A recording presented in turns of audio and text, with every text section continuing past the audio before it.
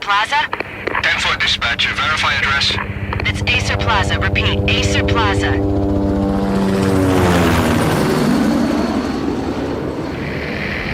Shots fired on the rooftop. An assault in progress at Acer Plaza. Repeat, an assault in progress.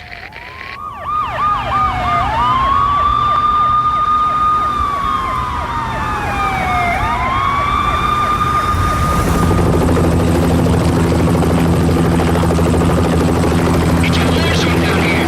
1085 dispatcher. Need additional units. Additional units now. Officer in danger. Officer in danger. 10-5, please repeat. 10-5, all units, emergency. Officer in danger, Acer Plaza. Repeat, Acer Plaza, all units. They were all dead. The final gunshot was an exclamation mark to everything that had led to this point. I released my finger from the trigger, and then it was over. To make any kind of sense of it, I need to go back 3 years. Back to the night the Payne started.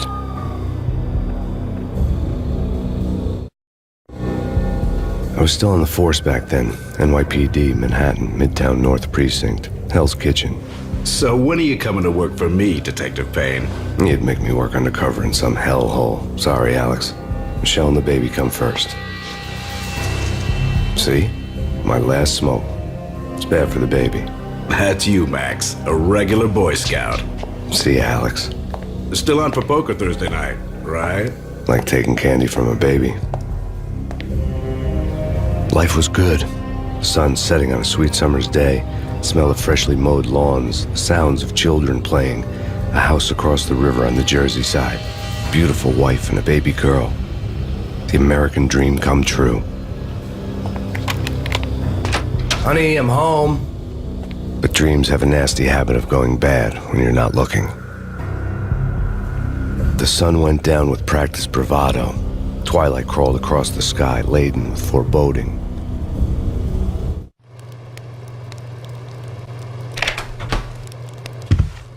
Michelle, honey, anybody home? I didn't like the way the show started. They'd given me the best seat in the house, front row center. What the hell? Something ugly had been tattooed on the wall, a map of things to come. It was a poison syringe, a magic tag full of diabolical meanings.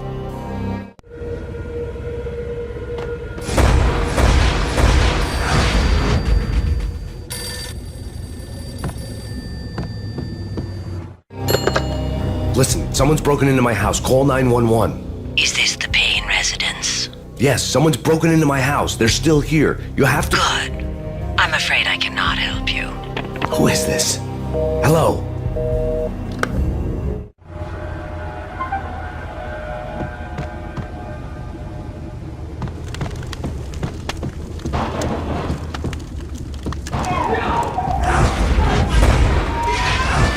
Michelle!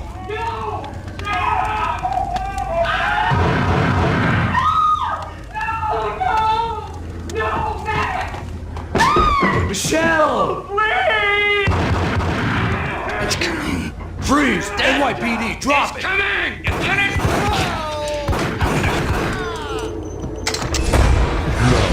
No, please, God, no. The flesh of fallen angels!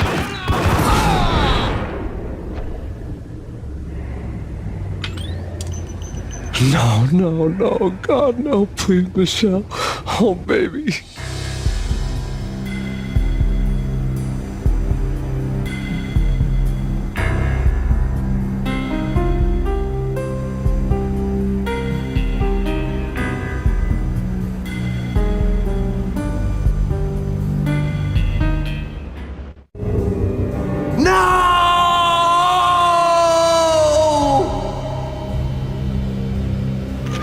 That was 3 years ago.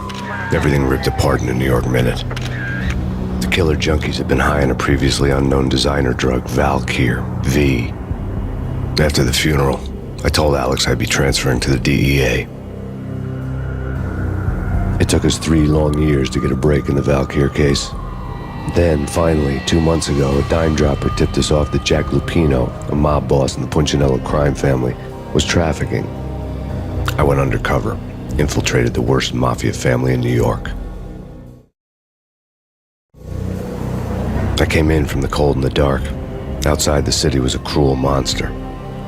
I've been slowly working my way from the small time to the big fish, trying to get to the source of the drug.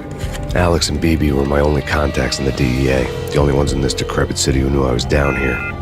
BB here. Something urgent has come up with Jack Lupino. You need to meet with Alex immediately at the Roscoe Street station. I hadn't had a face-to-face with Alex since I'd gone undercover. Outside, the mercury was falling fast. It was colder than the devil's heart, raining ice pitchforks as if the heavens were ready to fall. Everyone was running for shelter like there was no tomorrow. It didn't get any better when I got to the subway. The feeling hit me like a point-blank shot straight in the face. Something was not right about this. My Beretta stirred nervously under my coat, but the train doors had already shut behind me, and I was in for the ride. Next stop, Roscoe Street Station, and Alex.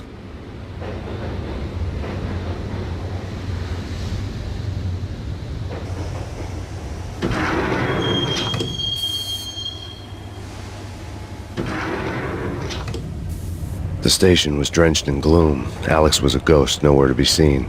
I'd have to look for him.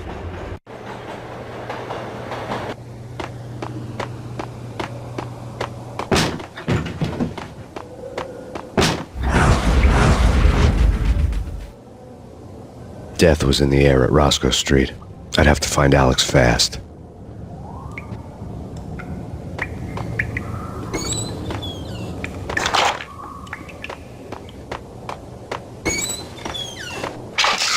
The pills would hold the pain back for a while. Wasn't Jake supposed to take care of this? He and Mickey are having too much. What the?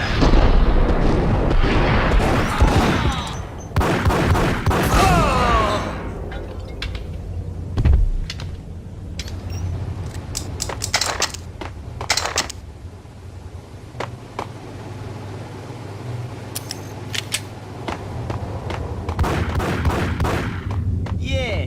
What the?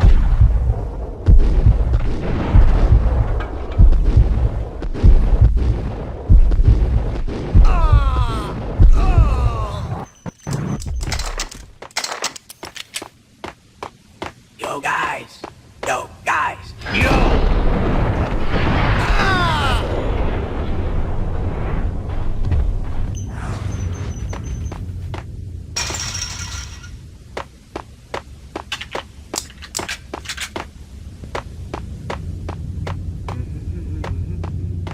Hey!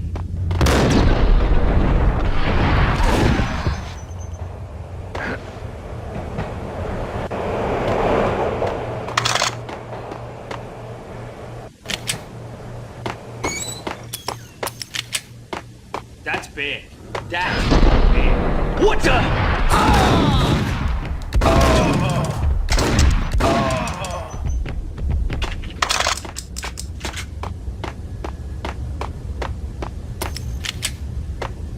Kiss it goodbye.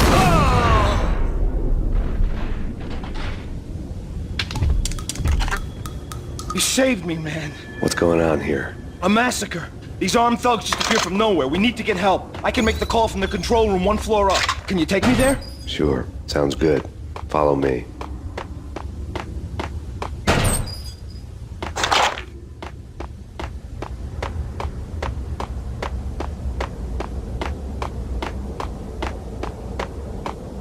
Hey, where are you going? The control room's up the stairs.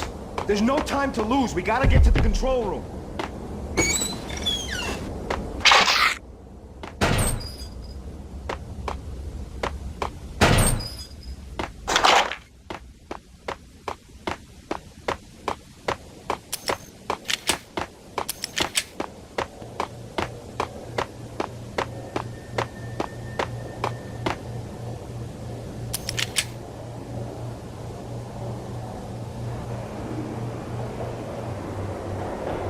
Home free. This way. What the? Out!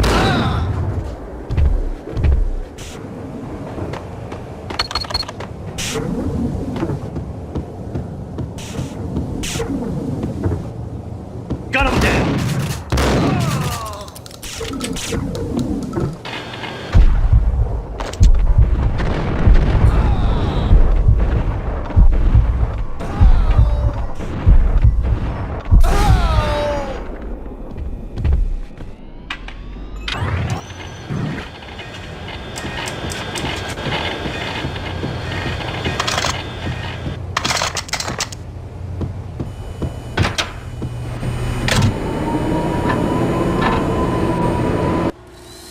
The train lit up like a Christmas tree.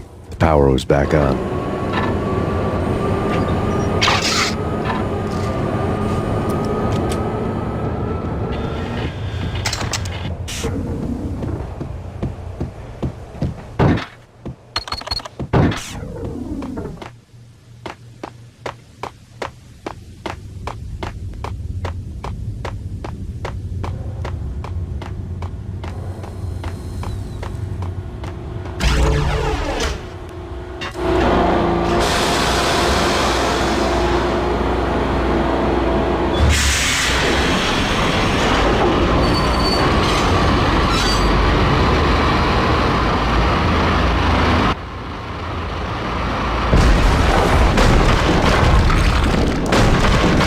So much for being subtle.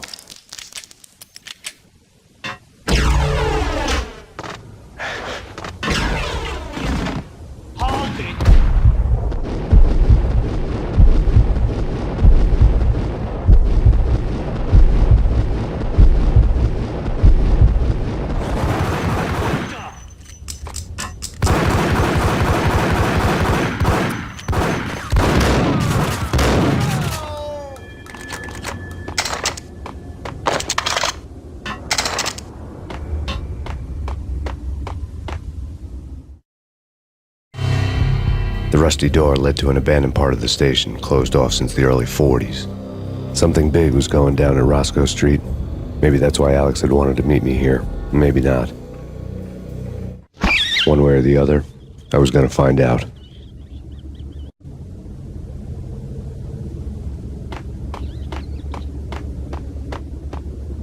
That's Payne.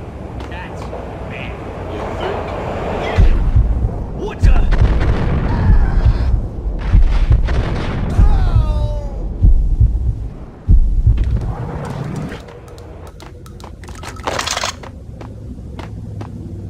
Hey!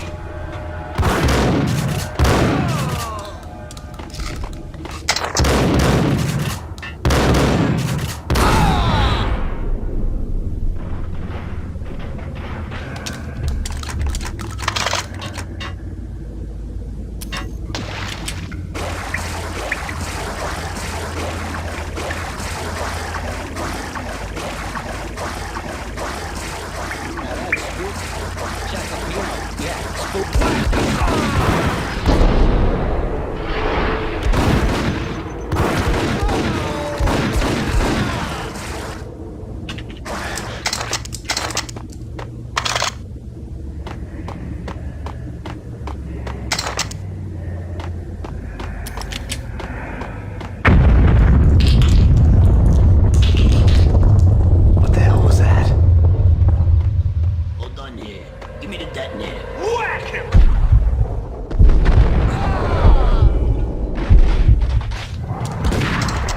Gun him down!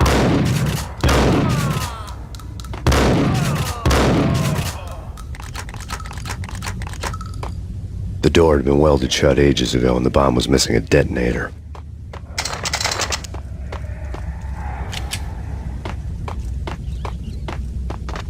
Okay, fellas. The police are on their way.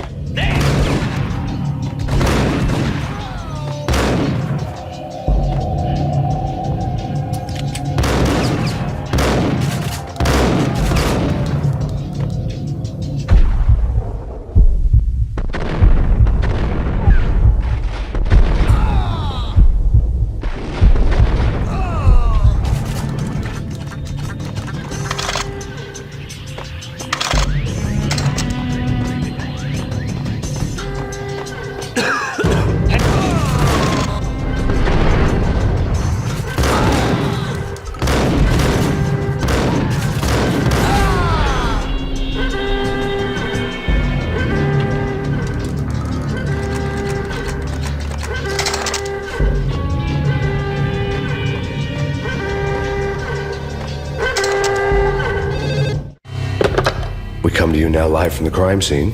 Who is this? Right back at you. This is Deputy Chief Jim Bravura from the NYPD. You are to cease your criminal activities and surrender immediately. Sure thing, Jim. Me and the boys have been talking and everyone's real sorry. They'll never do it again. Who the hell is this? Being placed at the scene of a bank robbery wouldn't have tipped the odds in my favor.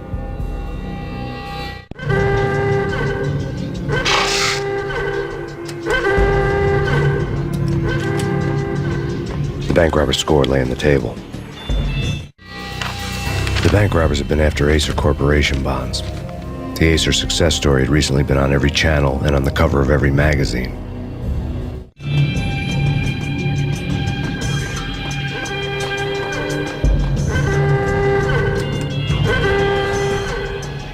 The bank robbers had left their tools on the table. Judging by the detonators, the crooks had bought enough explosives to send Lady Liberty into orbit.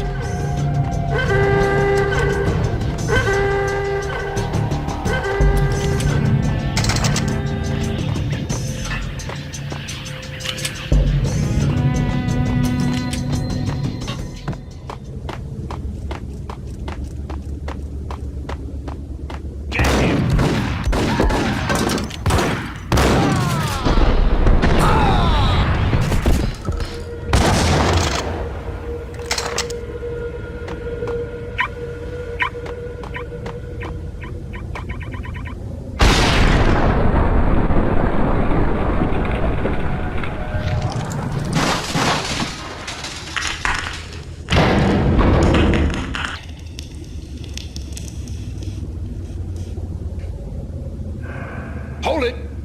Max! Jesus, you almost gave me a heart attack! I nearly shot you! Alex, we're glad to see you. What the hell's going on? There are more corpses here than at the city morgue! It's an armed robbery, a tunnel job straight to the Roscoe Bank vault through the old station wall. Is this why... this is Lupino's gig? This is Lupino's doing? Lupino's men? Really? You sure know how to pick a place? Can you get through? No, it's locked. We gotta get out of here. If it's Lupino, it's... Alex? Alex!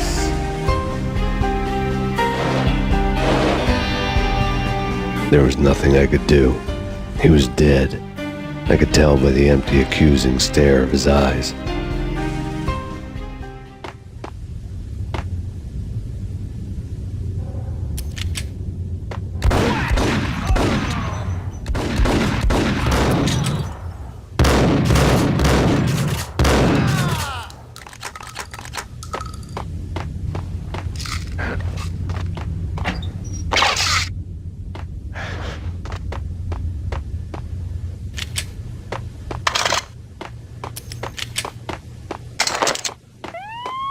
Let's get the hell out of here! Yo!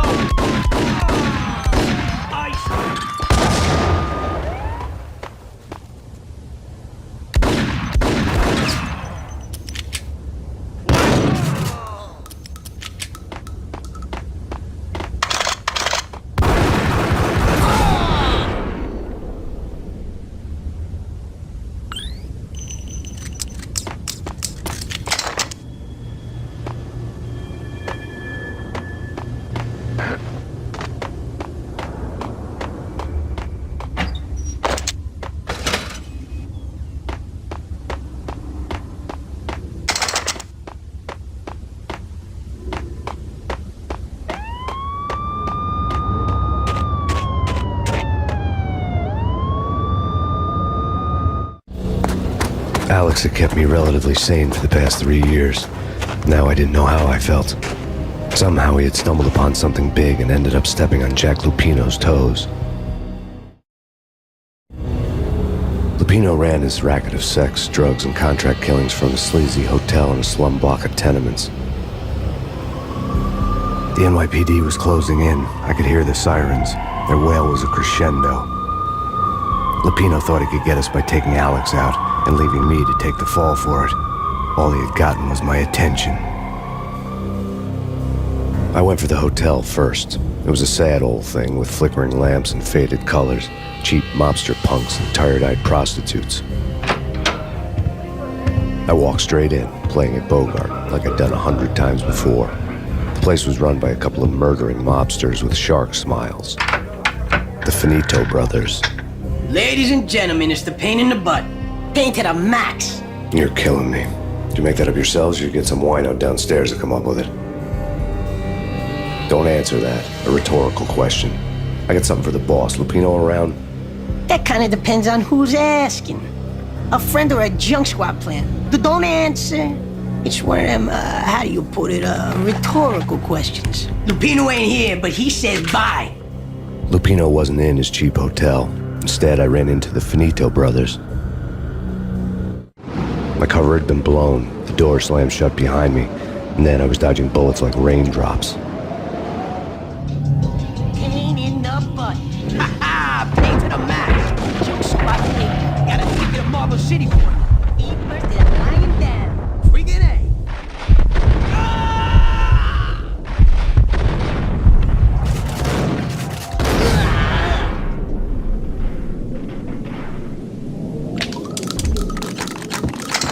A letter on the desk caught my eye.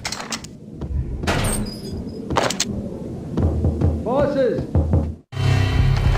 I had met Lupino only once. The gangster ran all his rackets through his right-hand man, Vinny Gagniti. Gagniti was a high-strung whiner on the verge of breaking apart, like an overamped Energizer bunny. He had the brains to run the business, but he lacked the balls, always falling short, taking his frustration out on underage addicts and call girls. The V deal goes down at your hotel. Jack's exact words, quote, "Vinny, you're in charge of this one," unquote. Rico Muerte's coming to see it through. Anything goes wrong and everybody's gonna get dead. Goes double for you. Treat this guy real good. Anything he wants, you give him. Don't screw this up or you're finito, finitos. A V deal meant added security, locked doors, and lots of nervous thugs with itchy trigger fingers. I'd seen nothing coming in, but that didn't mean it hadn't been there. Rico Muerte was a regular Kaiser Soze, a spook story told to keep the apes in line. 313. The Finitos had scribbled Muerte's room number on the note's margin. Everything all right? Bosses? Joey? Vigilio? You all right in there? They're not answering. Call the others. Tell them to come quick. Okay, but we can't wait for them. We gotta go in now. Bosses, we're coming in.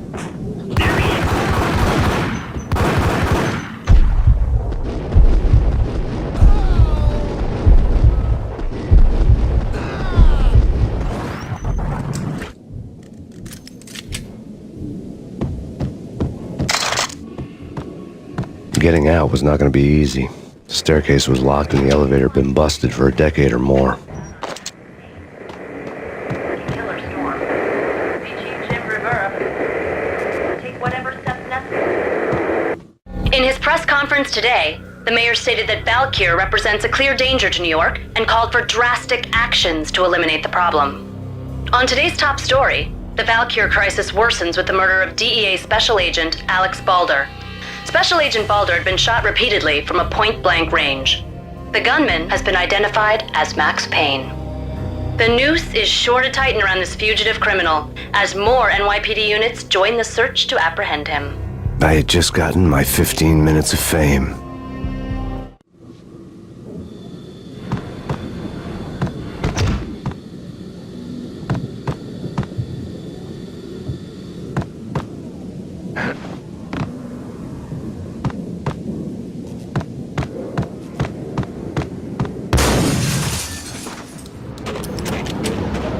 Something's wrong with the bosses. Payne's there and they're not answering.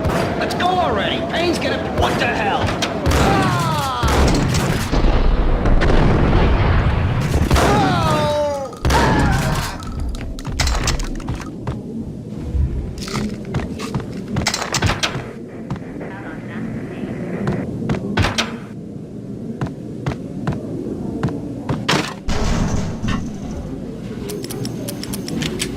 What the hell?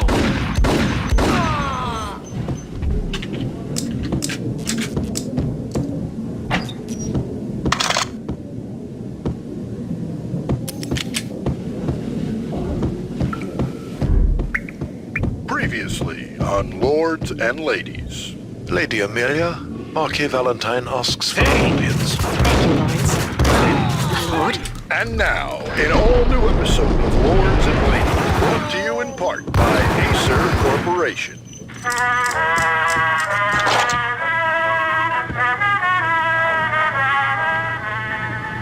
My lady. My lord? My lady, there is a matter of great importance I must bring to your attention. My lord, there is? Indeed, my lady, there is indeed.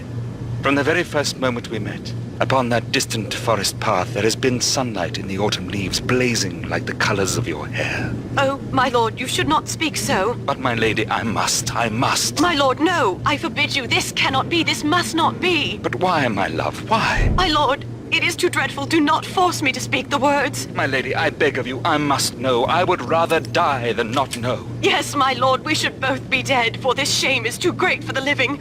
My lord, I am your long-lost sister.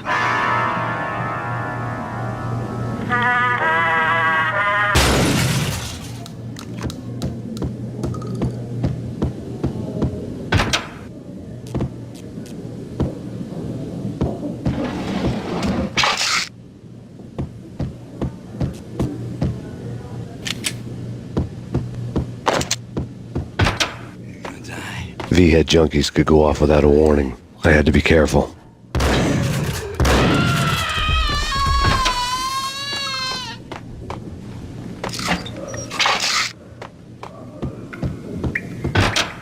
There he is! Got him down!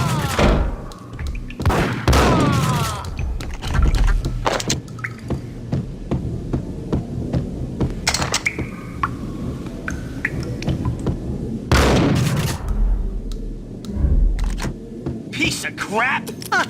Ooh, careful, it might... Ice!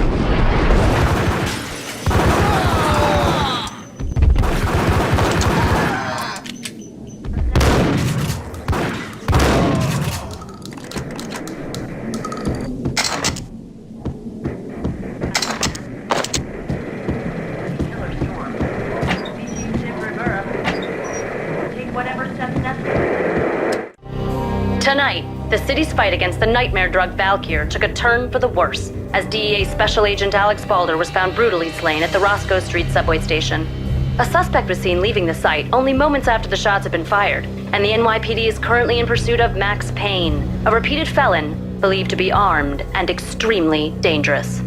And now the weather. The worst winter storm in recorded history continues to pound the city. Here stated that Valkyr represents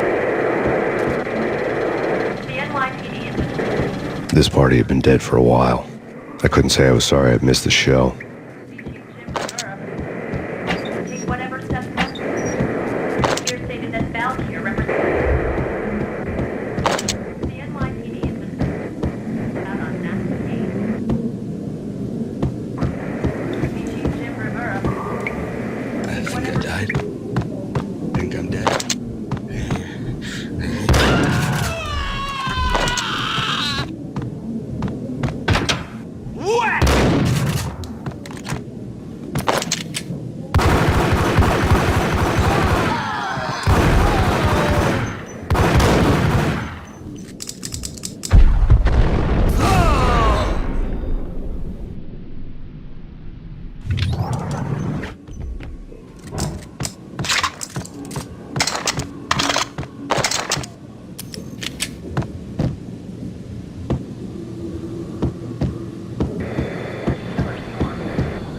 I'd found Muerte's room.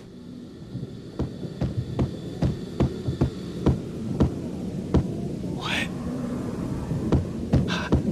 Oh, quiet. Muerte had received a letter. Our investigation had turned up nothing to link Angelo Punchinello, the head of the Punchinello family, to Valkyr. All tracks had ended with Jack Lupino.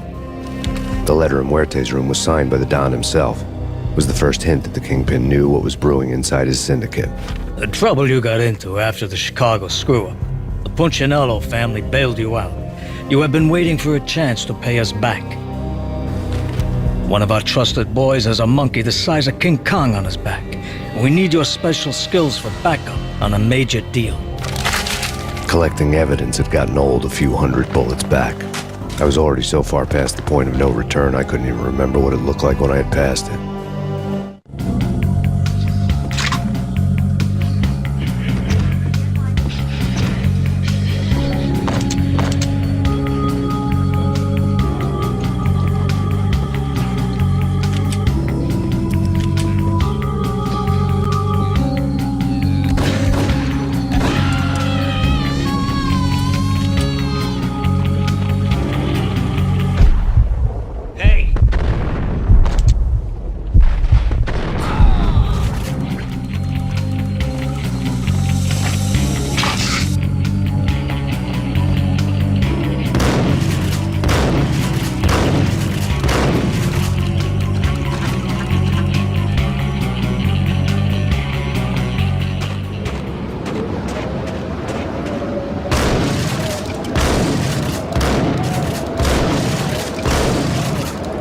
I didn't want to know what had happened here. It was not a pretty sight.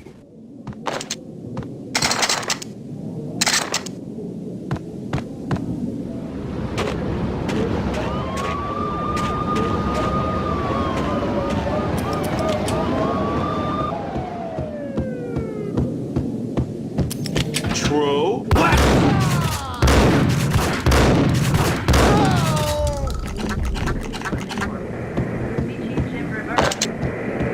Take whatever steps necessary.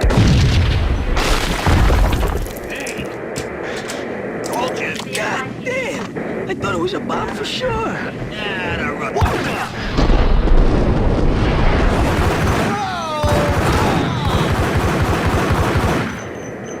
Here stated that Valkyr represents the NYPD is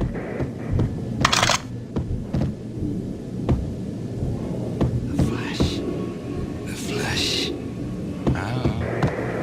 here stated that Valkyr represents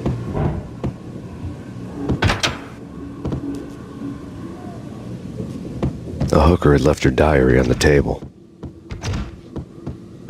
The diary belonged to a hooker named Candy Dawn. The read would have made a vice cop blush. Had talks with the mystery hag over the phone again. Sent her the latest one-eyed Alfred tape. As long as the hag keeps paying for the tapes, the old man could come every day for all I care. She had a nice sideline, making secret X-rated flicks of her clients and selling them to the highest bidder. It would get her killed if her V-fix for the day didn't do it first.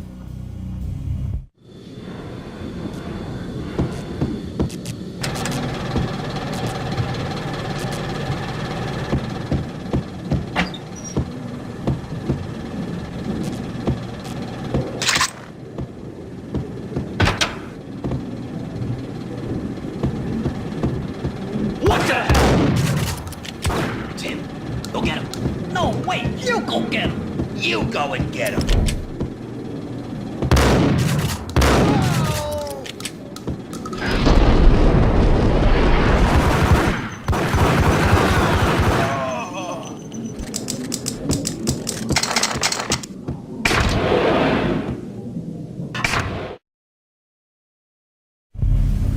The old service elevator rumbled down to the bowels of Jack Lupino's hotel.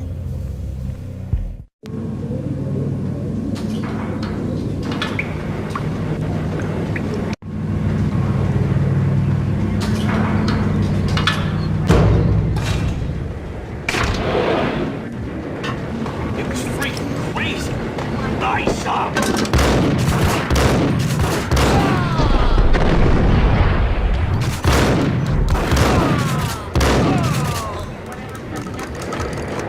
here stated that Valkyr represents. A winter storm warning is in effect in the whole tri-state area, as both freezing rain and heavy snowfall continue. Many roadways are already closed, and people are advised to stay indoors. The severe blizzard has ravaged New York for 3 days now, with no end in sight. We'd been snowed from the start in the Valkyr case. The forecast said there was plenty more where that had come from. But the snowbound city was on my side. Less chance of innocent bystanders getting caught in the crossfire.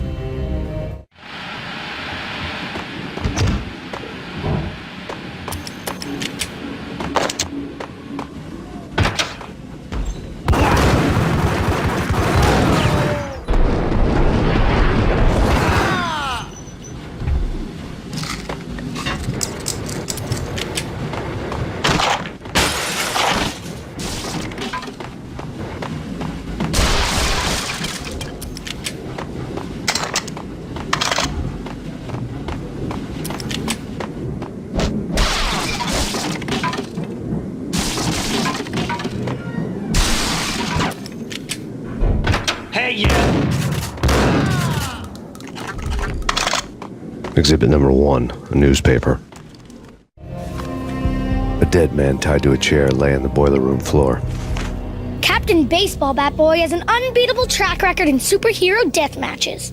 But a 6-pack of root beer gets me every time. The murder weapon was a baseball bat, now lying in a pool of drying blood next to a newspaper folded open on a Captain Baseball Bat Boy comic strip.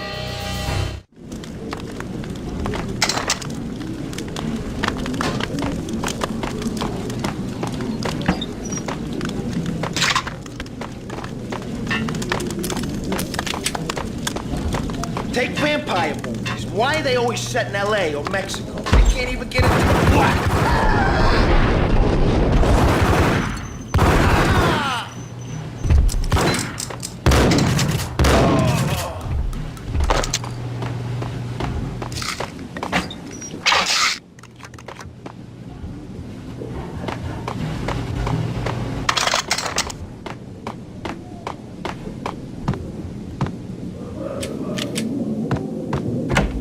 Chill with the guns. Trust me, you don't want to piss Muerte off.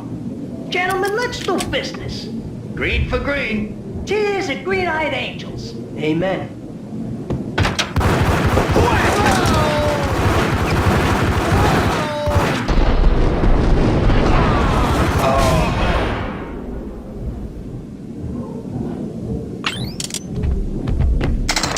A lifetime ago, this would have gone down as a narcotics arrest.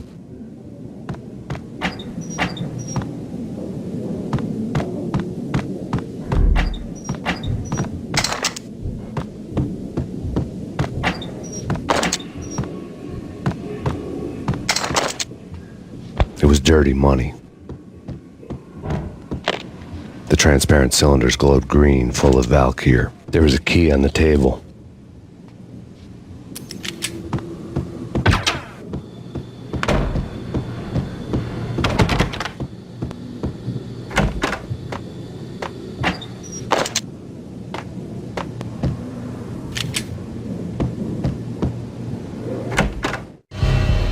Two mad dog killers, ready to murder each other.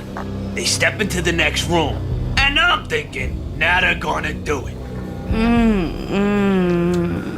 But no. They sit down in front of a TV and solve their differences with the Kung Fu fighting video game. I tell you, Candy, I was so depressed, I strangled them both with the video game cables. Oh, Rico, you're so bad. I am, ain't I? Rico Muerte, big-time hustler. Who the hell? It's that cop. Muerte went for his gun.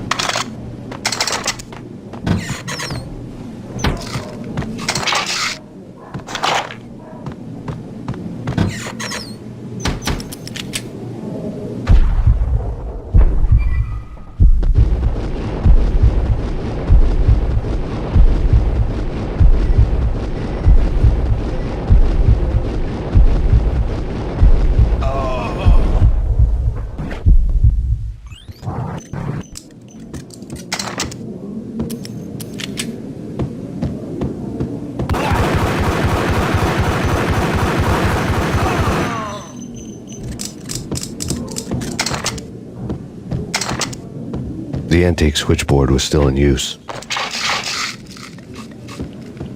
There was an old telephone switchboard in the back room of the reception area, the kind that made phone tapping child's play. It wasn't hard to picture a fat pimp sweating with headphones on, listening to his hookers talk dirty and fake orgasms over a web of party lines, the blood veins of New York. Right now, there was a different set of moans and groans going on. Boss, Corneli, this is Max Payne. He came, started capping us. He killed him. Are you freaking kidding me? He's just one lousy cop. You better be freaking kidding me. Whack him. What's the freaking problem? Hello? Answer me. Hello? The word was out. A deadly virus released into the city's corrupt circulatory system. Something wicked this way comes. Max Payne at large.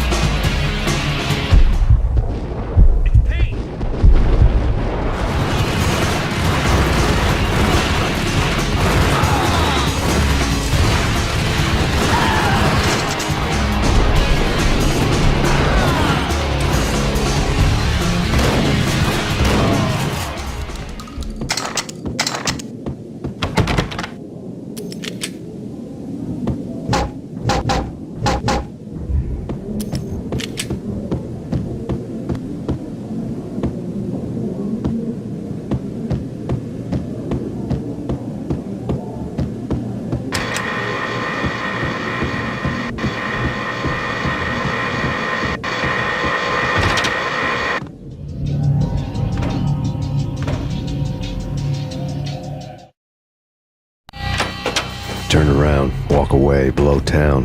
That would have been the smart thing to do. Guess I wasn't that smart. Lupino's tenement buildings were a seedy hangout for all kinds of sleaze. A liquor store, a pawn shop, a laundromat full of mobster bookies and loan sharks. The list went on. The how and why of it was a mystery to me, but they knew I was a cop. They knew I was coming, and they were going to get real trigger-happy about it. I got to see Lupino's hangout all lit up. A bomb went off, turning snow into liquid gold. A pillar of fire lifted the remains of a car straight up into the air. The flames were highlighted on the hood of a black Mercedes-Benz as it coasted down the street real slow, as if the driver didn't have a worry in the world. I got a good look at the man riding shotgun. It was Vladimir, the head of the local Russian mob, the fly in Don Punchinello's suit. The ringing in my ears was the sound of a mob war being waged.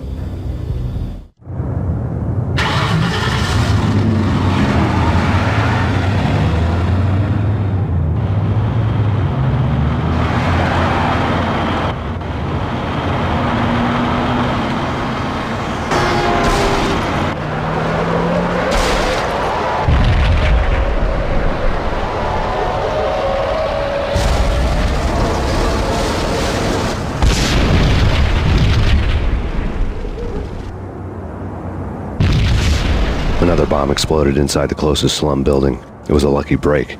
The goons inside were spooked, but luck always came with a price tag.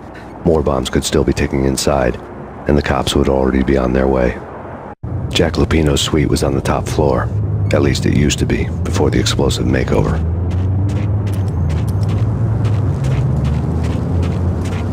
I don't know, man. I don't know about this. Quit worrying, man. Think of it as Christmas. Yo!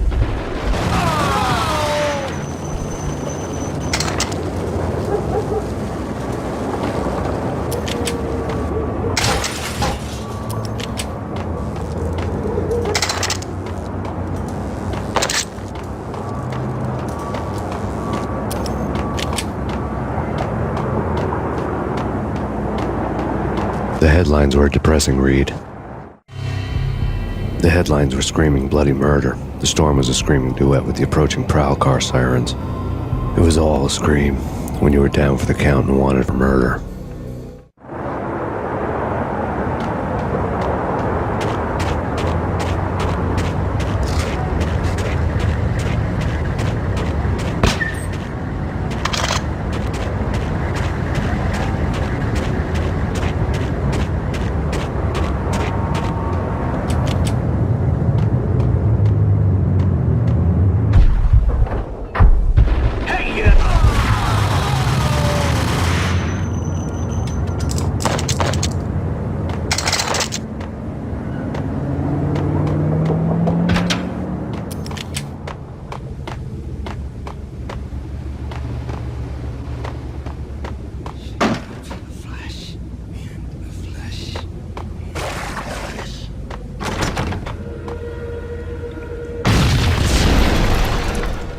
The whole building was rigged with explosives.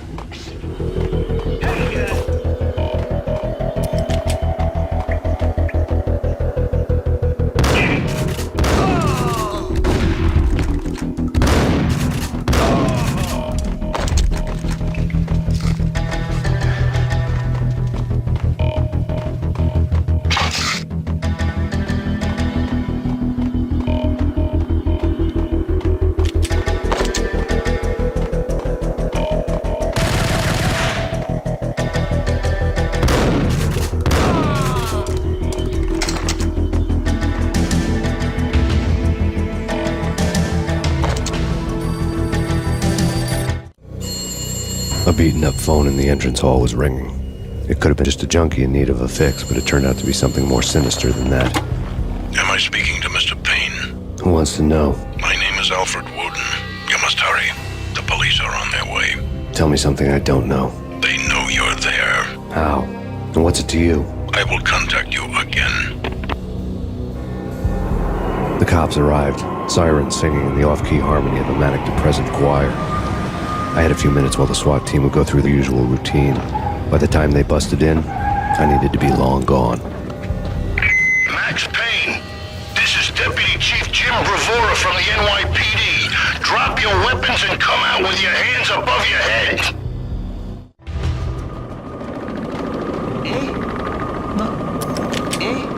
Forget it. Whack!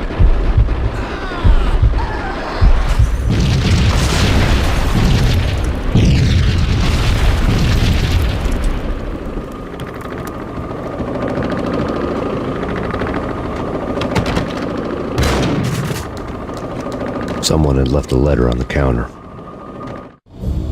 Suddenly it all made sense. The bombs, the Russian mob boss making an appearance in person. Gognitti was his usual self, all talk and no walk. After our hit, the Russian has only a couple of guns left, and they can be bought. There's no freaking way he has the guts to try anything after that. As it turned out, the Russian had plenty of guts. One thing you could count on, you push a man too far and sooner or later he'd start pushing back. There was a key on the shelf. Surrender or we'll be forced to take action. Don't make us go. Put your hands where I can see.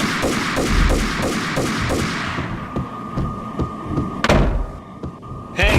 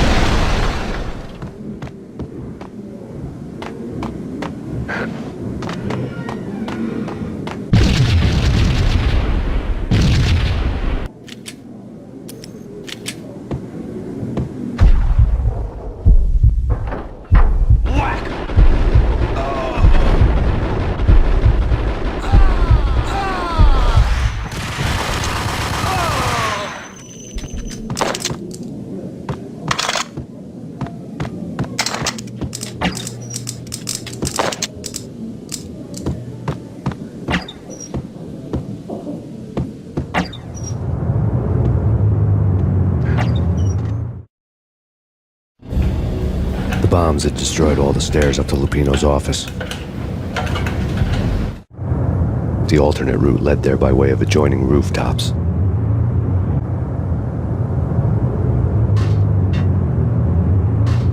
It's never been this cold. Never ever. It's like the sky's falling. Yes, sir. It's the end of the world as we know it. And I don't feel fine. I don't feel anything. Not a thing. I'm freezing my butt off.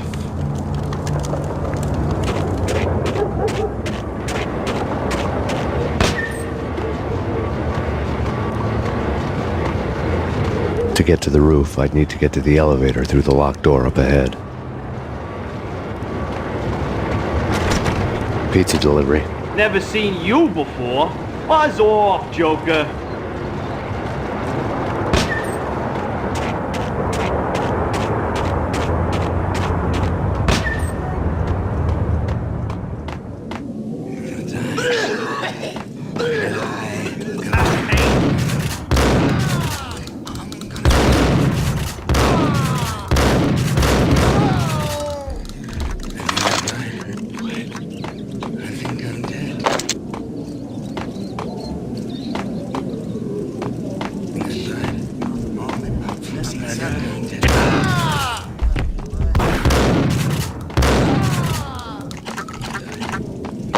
Think I'm dead.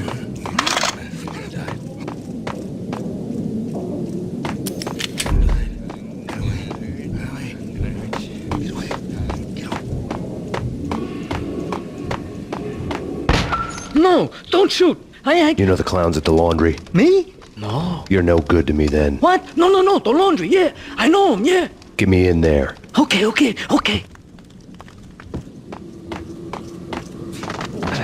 Shut up.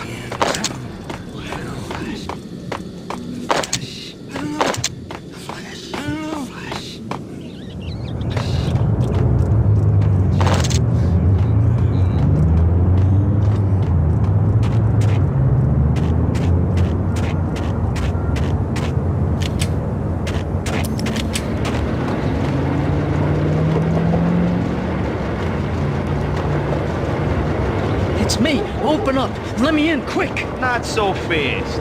The password. John Woo. Come on. Okay, John Woo. All right. Come right in.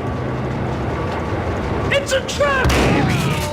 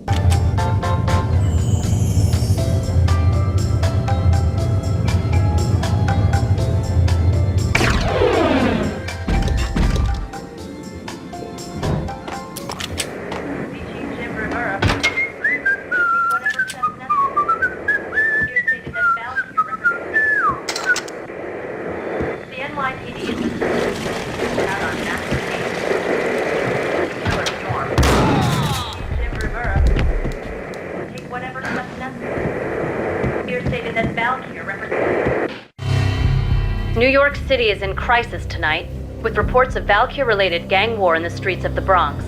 Apparently, Max Payne, wanted for questioning in connection with the slaying of a DEA special agent earlier tonight, is waging a one-man war against his former partners in crime. Among the list of casualties so far are notorious mafia members Joey and Virgilio Finito, as well as Rico Muerte, himself a fugitive from the law, and a suspect for several murders in the Chicago area. The NYPD has been placed on full alert. A citywide APB has been put out on Max Payne. Deputy Chief Jim Bravura has promised to take whatever steps necessary to bring him to justice. What those steps may be remains to be seen. For NYCNN TV News, this is Kira Silver.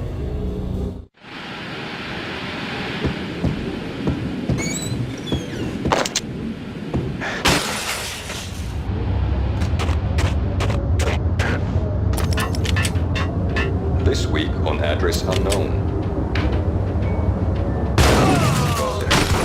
It's the last place I've been. That's where I was anyway. Only, it's not me talking to the pink flamingo, but someone who looks the part down to the finest detail, except that he's evil. I'm hiding in the shadows, watching it all unfold. The flamingo speaks, but he can speak here. It says, "Mirrors are more fun than television." That's, mirrors are more fun than television. Somehow I know this, just don't ask me how. And I, not me, but my double, nods and smirks at this like it was the funniest thing in the world.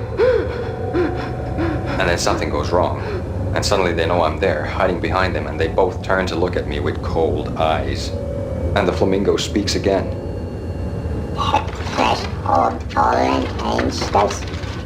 I have no idea what that means.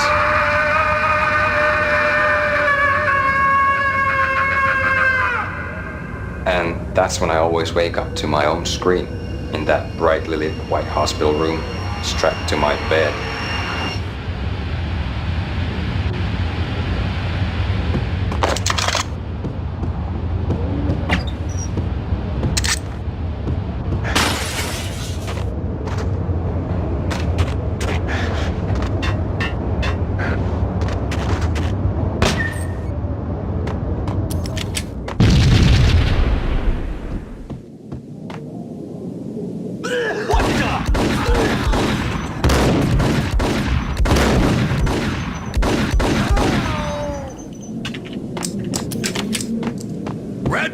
green? It's always red or blue in the movies. So, green? No, not the green.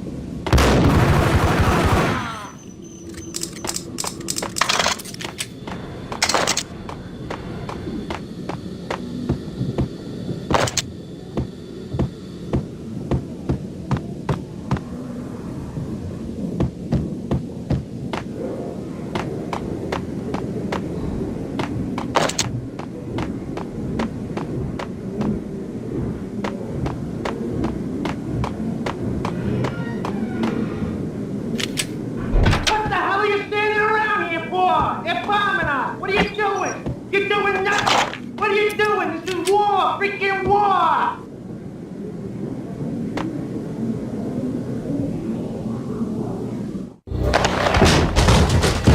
Vinny got needy. Just the man I've been killing to see. Payne? Freaking fed! I knew from day one there was something screwy about you. What do you think you're doing? You're a freaking cop. You ain't got squad on us. You can't just come in here waving your piece like it meant something. Yeah! Oh my God! Oh God, you shot me! Ah! You're dead, Payne! What the hell are you waiting for, you apes? Kill him! Kill him! With pleasure, boss. Gugnetti bailed.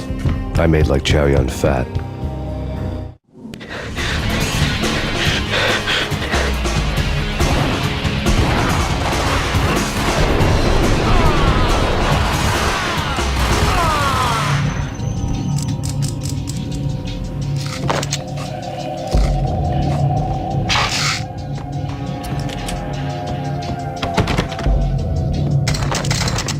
A crumpled letter lay on Gugnetti's desk. The letter was addressed to Don Punchinello, but Vinny had never had the nerve to finish it. Jack's gone voodoo. Just the other night, he shot Dino because he wanted to see what his brains looked like splattered on the wall.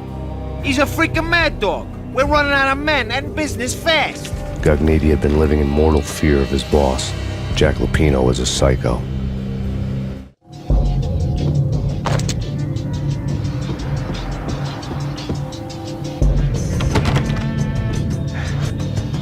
Vinny Gugnetti was running scared. He could run, but with a bullet in his stomach like a broken bottle of Tabasco, he was quickly running out of time.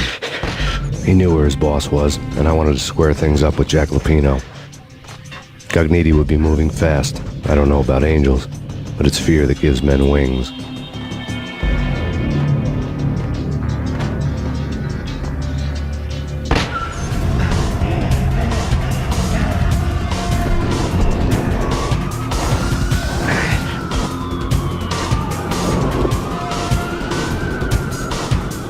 Gugnetti hitched a ride. To catch him, I'd have to follow his lead.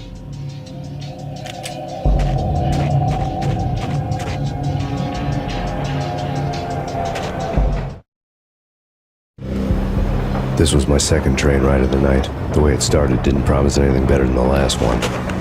Freezing wind tearing at my face like sandpaper and razors, ice hard and slick under my hands and feet. And somewhere in the background, the wail of sirens, the city howling after me.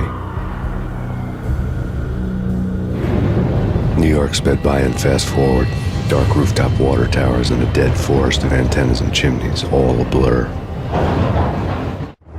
When the train he was riding slowed down, Gugnetti made his move.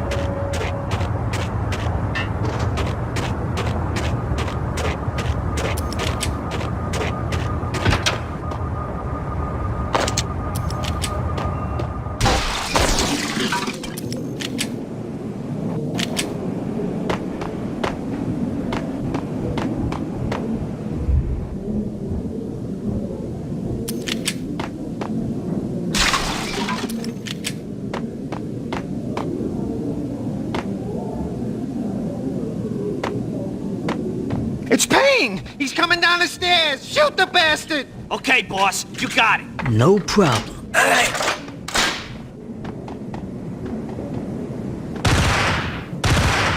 Hold it.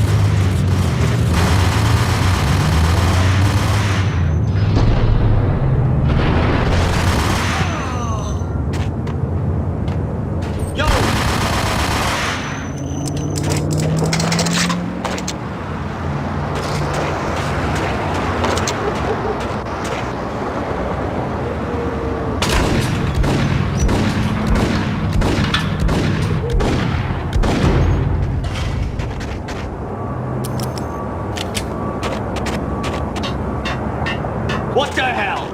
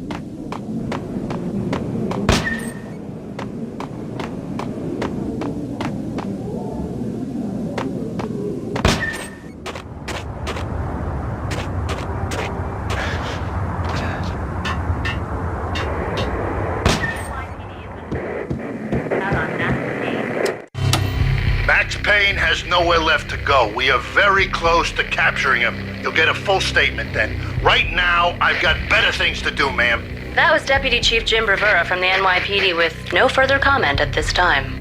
Apart from his suspicious food habits, I figured Bravura to be one of the good guys. Fate had just dropped us on different sides in this. But when it came to capturing me, he was way out of his league. I had already ditched the cops a couple of rooftops back. For now.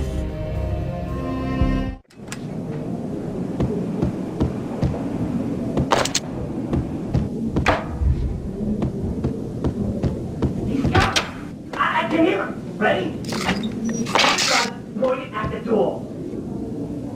Okay, this is it. Any moment now, Payne's gonna bust through that door with murder in his eye. It's either him or us. I, for one, am gonna pump the SOV so full of lead, they'll need a forklift to carry the coffin to the grave.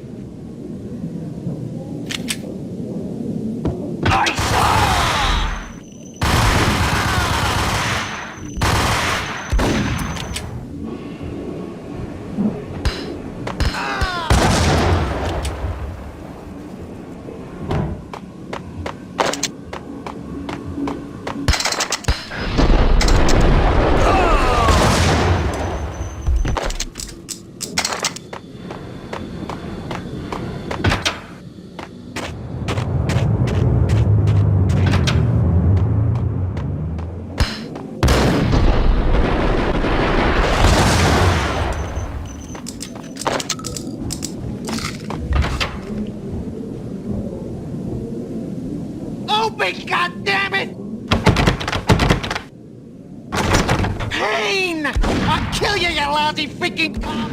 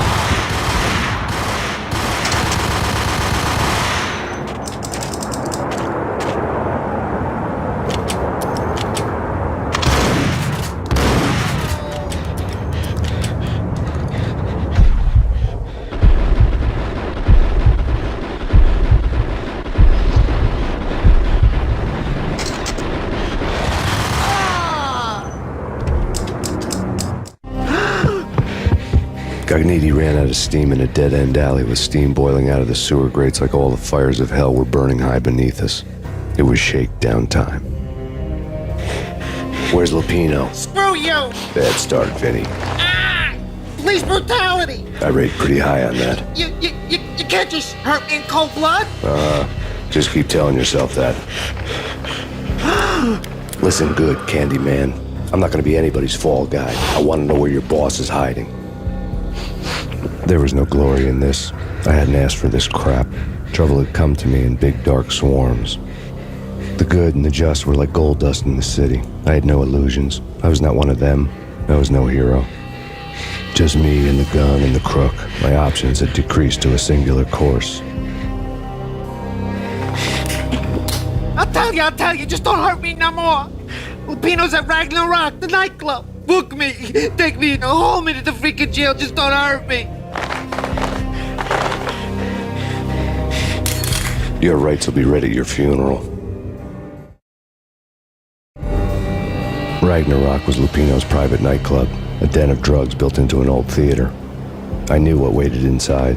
V had junkies ready to explode in random acts of senseless violence, and Lupino's goon squad, the worst stone-cold killers this side of hell. Ragnarok was as inviting as a headache, flickering and flashing to a machine gun beat. The belly of the nightclub was a gothic theme park that began with bondage games and led to the nasty stuff from there. As subtle with its dark message as a cop killer bullet through the heart, like father, like son, just like Jack Lupino.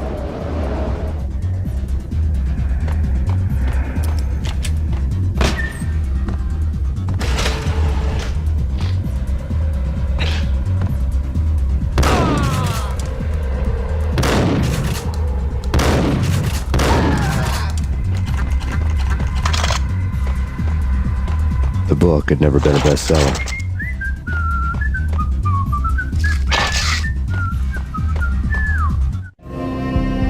Given the setting, I was surprised to find that somebody had been passing time reading. The paperback was entitled The Age of Murder and Storm. The blurb on the back mentioned Norse mythos and Ragnarok, the end of a Viking world with a terrible winter that covered the earth in ice, when vile crimes were rampant and all humanity lost.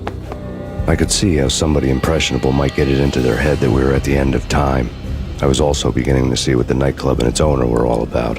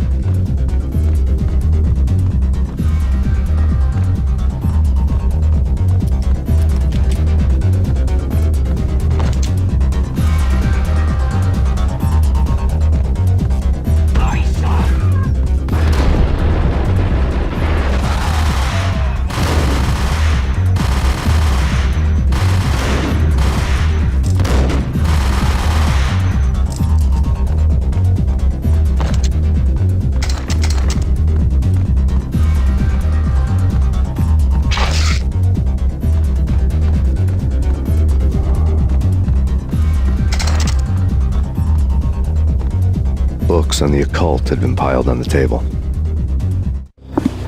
The room was stacked with light reading, such as Necronomicon, Witchcraft, and Paradise Lost. Old exotic titles like Malleus Maleficarum and De Umbrarum Reini Novum Portus. Books with pentagrams on their covers, all dealing with the occult and the infernal, lying between stacks of horror videos and a couple of Ouija boards. The only thing I could take seriously was the thought of Lupino taking it seriously. He had been spending a lot of time getting intimate with the guy downstairs.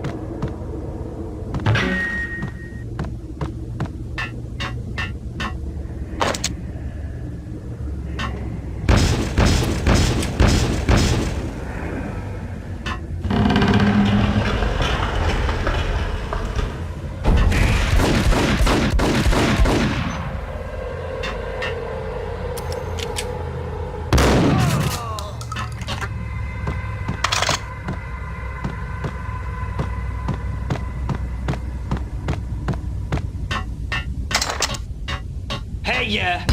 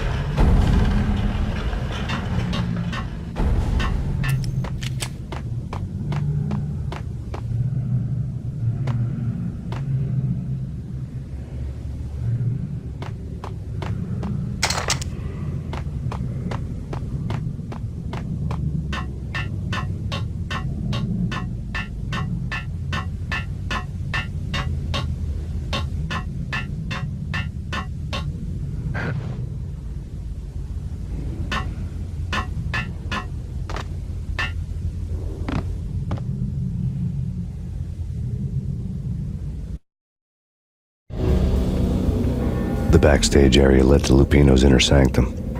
The hot air inside was like an invisible wall, thick with incense and something else, a sickly sweet smell that made you gag. This was the rotten core of the Big Apple. Lupino lurked somewhere ahead, like a spider at the center of his web, waiting. The vapors in the air started to make my head swim. Torn pieces of a letter lay scattered on the sofa. Punchinello had threatened Lupino in writing. The note had been torn to pieces, bloody fingerprints all over them. Don't want you to think that one of my boys is not playing with a full deck. Shape up, Jack. We are running a business here. I'd hate to send the trio to strong-arm you. The trio were the Don's notorious henchmen. It was obvious that Lupino hadn't been intimidated by the threat. Lupino's notes covered the table. Jack Lupino was crazy, all right. The table was scattered with notes of demented arcane nonsense written in rusty blood, a mishmash list of demons, devils, and dark gods evoked. Beelzebub, Asmodeus, Baphomet, Lucifer, Loki, Cthulhu, Lilith, Hela, blood given to you all. He was after that old Faustian deal, your soul for power and fortune. Just sign on the dotted line with your blood. Lupino's notebook lay on the pedestal. Jack Lupino was crazy, all right. Mythic wolves, let loose to devour the sun and the moon. Lupino is the wolf. I'm Mr. Beast, the big bad Fenris wolf. I'm the end of the world man, wearing the flesh of fallen angels. After Y2K, the end of the world had become a cliche. But who was I to talk? A brooding underdog avenger alone against an empire of evil, out to right a grave injustice. Everything was subjective. There were only personal apocalypses. Nothing is a cliche when it's happening to you. The flesh of fallen angels, come to me all. Astaroth, Beelzebub, Asmodeus, Baphomet, Lucifer, Loki, Satan, Cthulhu, Lilith, Hela, blood to you all. Secret of reality. I've seen it. The corruption of flesh. Oh! I'm the wolf, yeah! I am the wolf! It's close. It's coming. You have come. A witness to the end of time. It's now! I will rise to her side! I don't need the words! I'm beyond the words!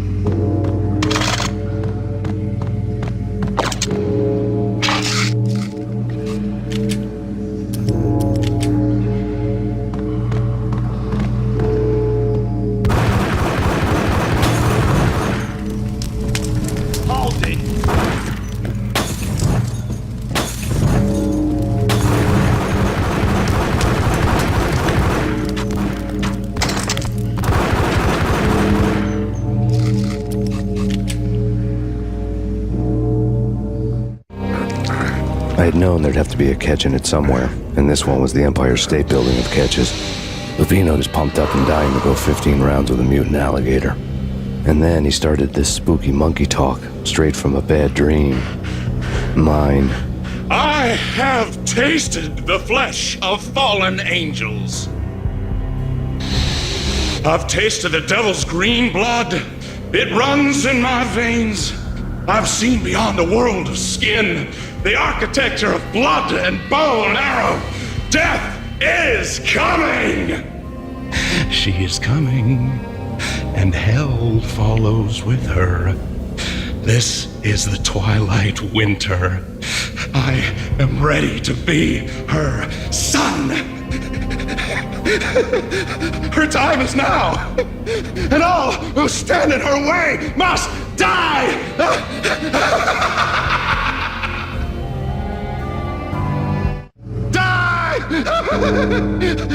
You'll die! You'll die! Now! All die!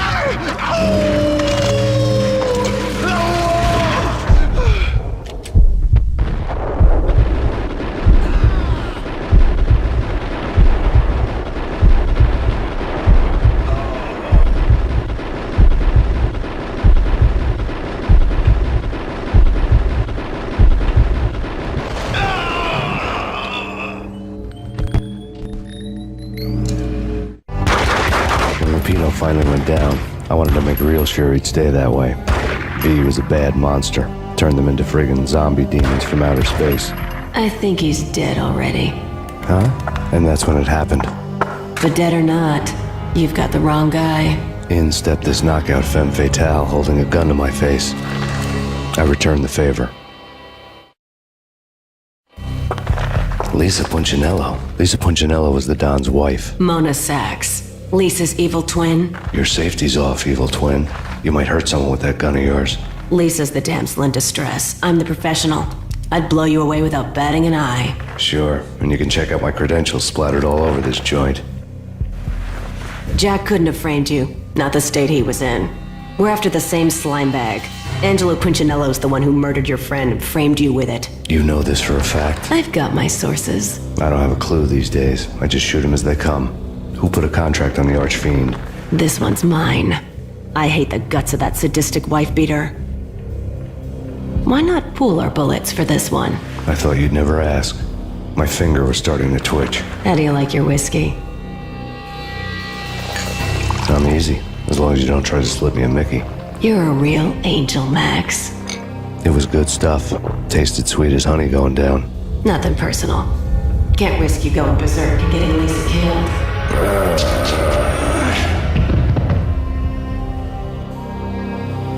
The nightmare was always the same.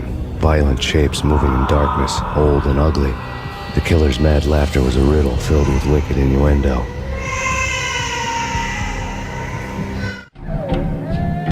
Somewhere, the baby was crying.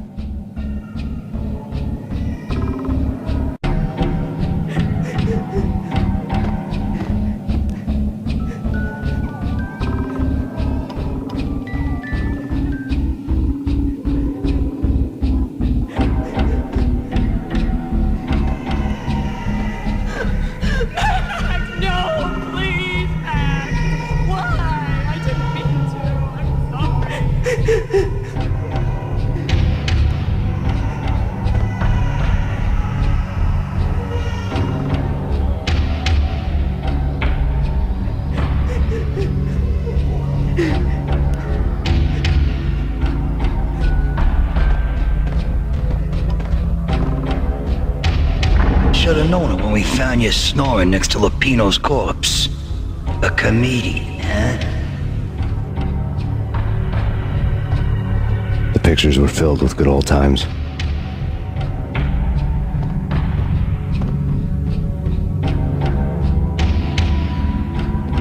Michelle looked at me from the photo.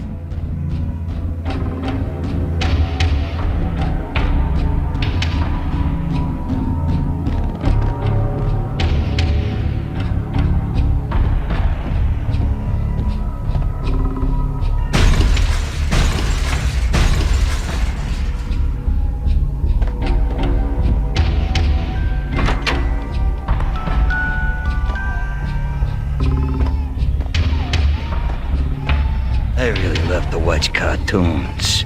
Captain Baseball Bat Boy's my favorite.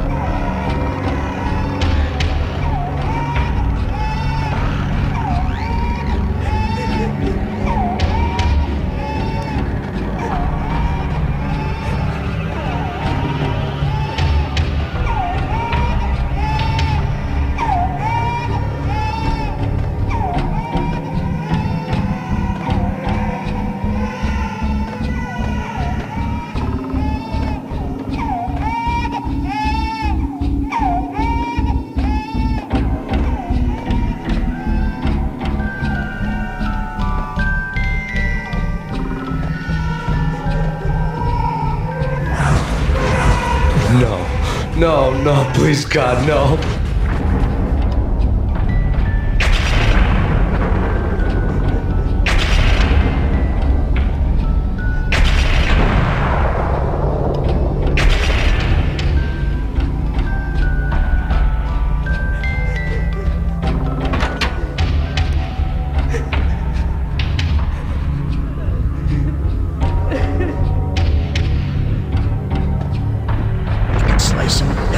Shoot them full of holes, blow them to bits, vaporize them, disintegrate them.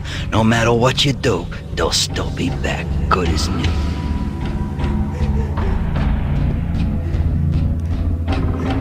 Michelle's diary lay on the table. Michelle was working part-time in the district attorney's office. Her diary was open on today's entry, her handwriting all pretty curves. An army dossier found its way to my desk yesterday.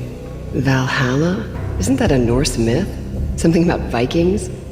I tried to tell Max about it, but he was busy, that cute frown on his brow. Guess it's nothing, just a mix-up at the courier service. From now on, I would always find time for her. It was a hollow promise. Too little, too late.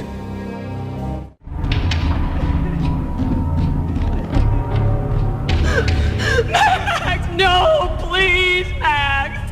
Why? I didn't mean to. I'm sorry.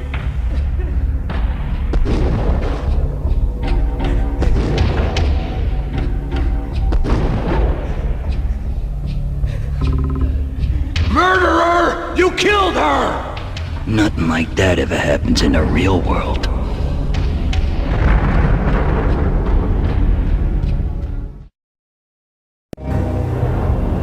I woke up in a bad dream. My head felt 2 sizes too small for my brain. Max Payne. I envy your name. And the killer was smiling. Pleased to meet you. I'm Frankie the Bat Niagara. Niagara, as in you cry a lot? He had a baseball bat and I was tied to a chair. Pissing him off was the smart thing to do.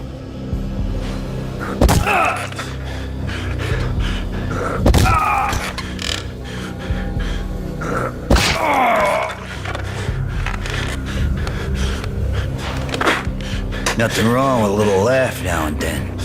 Take me, for example. I love to watch cartoons. Cartoon violence is a fascinating thing. Let's take a break. I need to take a leak and maybe grab a cold one at the bar. Don't worry. I'll be back to finish this off. And then, It's checkout time. You play, you pay, you bastard. He swaggered out, and the door clanged shut behind him, locks clicking into place. Everyone makes mistakes. Mine hadn't been to crack jokes about the goon with the bat. He'd have cracked my skull regardless. It hadn't even been to trust a girl with a gun. I had blindly gone after the first bad guy on my hit list when I should have been aiming further up the ladder, at the head of the Punchinello family. I couldn't bring myself to be pissed at Mona. Guess I had a soft spot for her pretty face.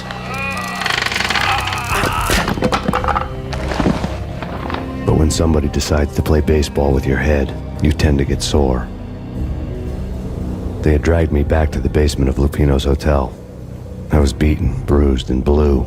I felt like the chair I had broken to get free.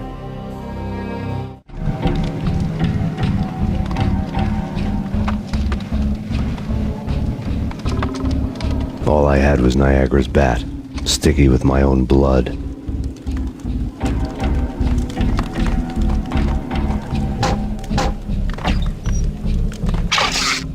Without a gun, I'd be no match for Frankie's men. I'd have to play hide and seek with them.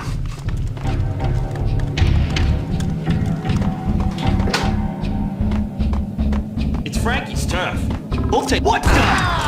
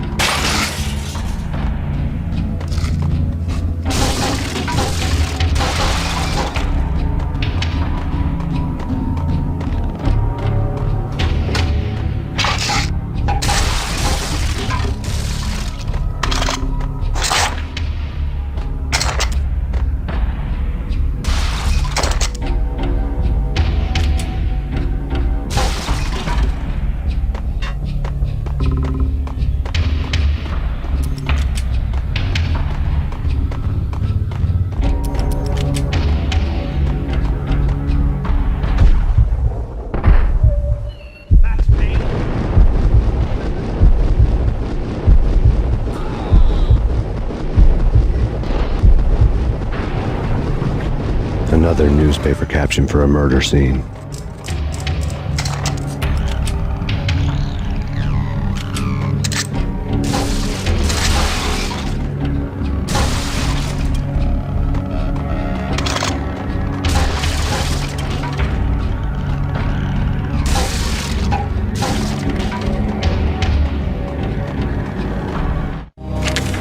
Frankie had left his calling card, a Captain Baseball bat boy strip, next to a sewer passage filled with bodies. You'd better not mess with Captain Baseball, Bat Boy. Even my arch enemy, Bicycle Helmet Girl, swoons at the sight of me. Aha! There were enough corpses to put a mass murderer to shame.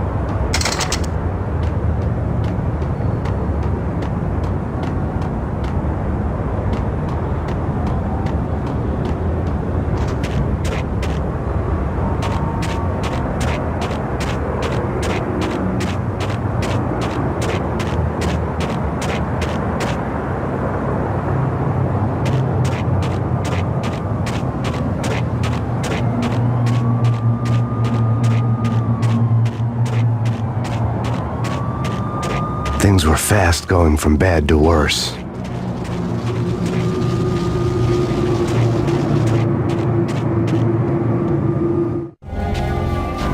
The men in blue had come and gone. They had decorated the place with chalk outlines and tied it together with yellow tape. The cops who had stayed behind were dead. Frankie, his boys, and I had the place all for ourselves.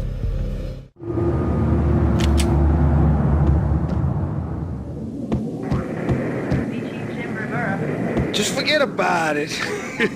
Just forget about it. Hey, just forget about it. That crazy witch, you should have heard her. She was a real scream when the boys caught her trying to cap the Don. Oh, that's freaking bad. To the trio? That's even worse than what Frankie's doing to that poor bastard downstairs. She's gonna take a long time to die. The mobster muscle on the phone was talking about Mona. Punchinello's trio were nothing but bad news. It's Payne!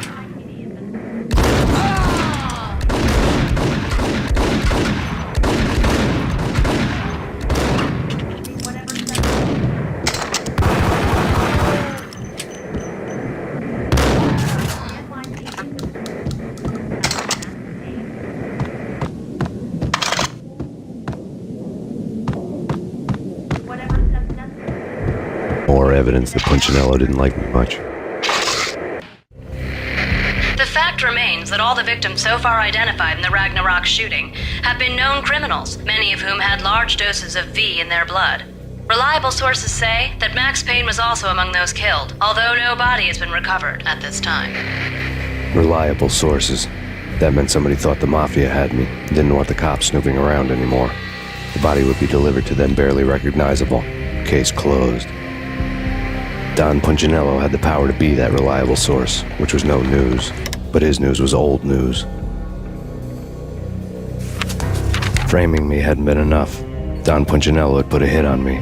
He wanted me dead, and it had been important enough for him to give written instructions to Frankie about it. Max Payne should die like a dog for the trouble he's caused. Frankie, I know I can trust you to give this matter the dedication it needs.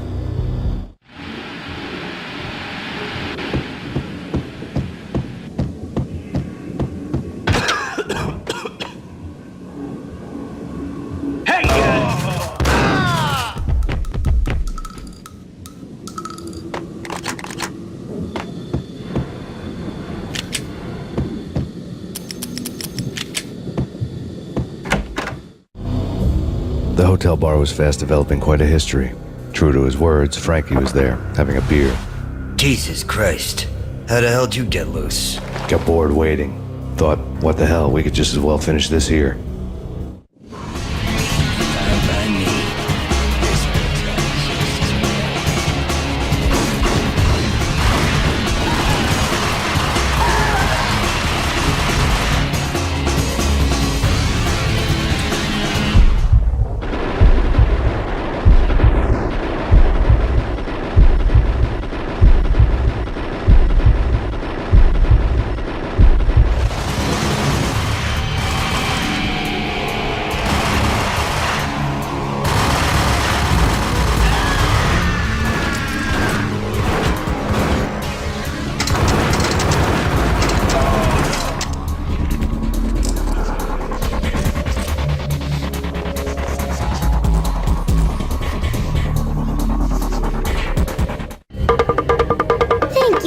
You've been a lovely audience.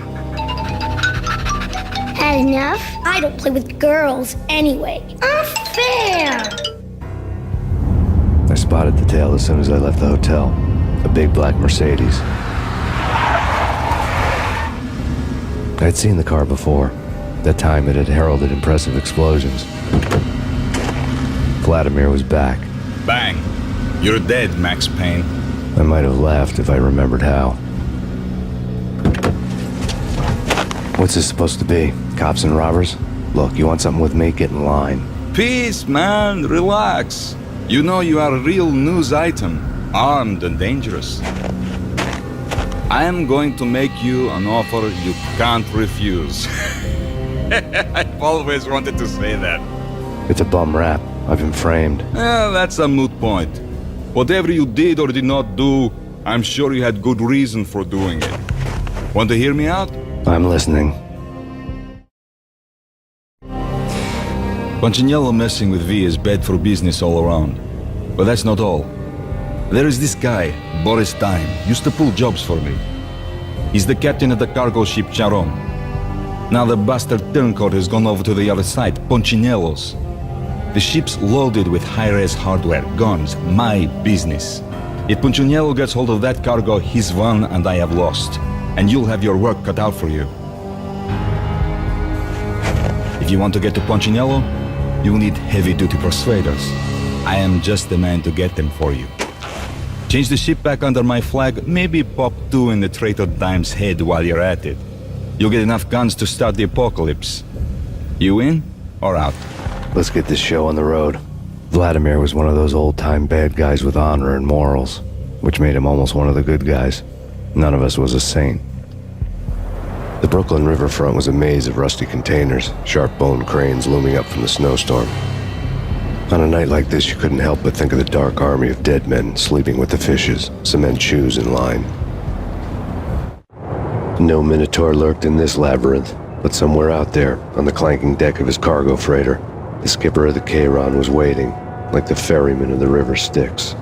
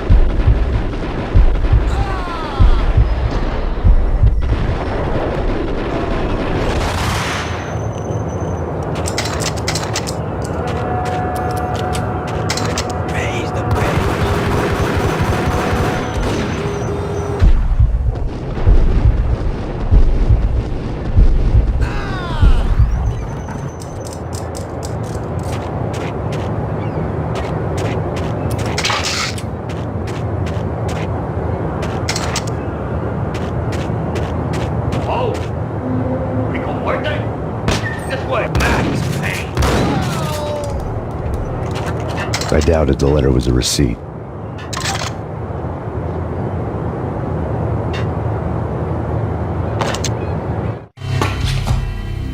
Rico Muerte had come to town to do more than just sort out family troubles. Exhibits number 1, 2, and 3. A briefcase of money, a sniper rifle, and an envelope with one word neatly printed on a folded piece of expensive paper. Mayor. It didn't sound like a mafia contract at all. It was too cold and too to the point.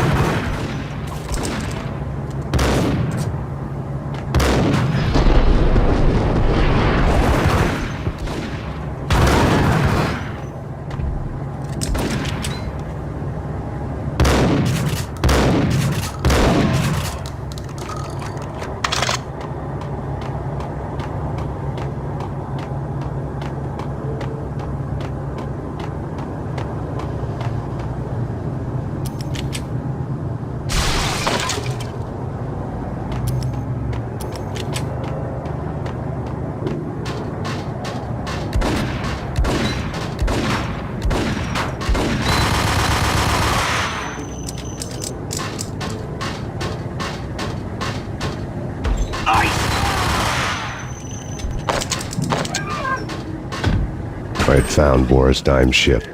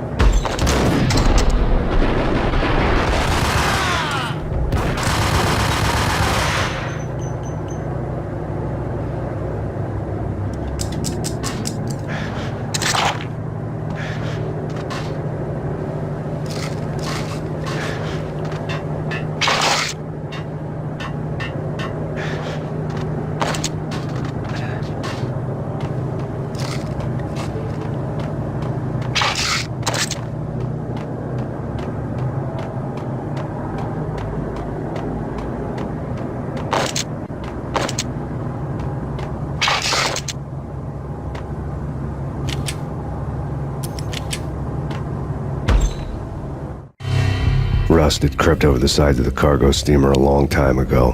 Boris Dime would be on board. I'd have to smoke half of his crew to even get near the gangplank. The guns were probably being kept in the hold, buried amidst the rats and oily water.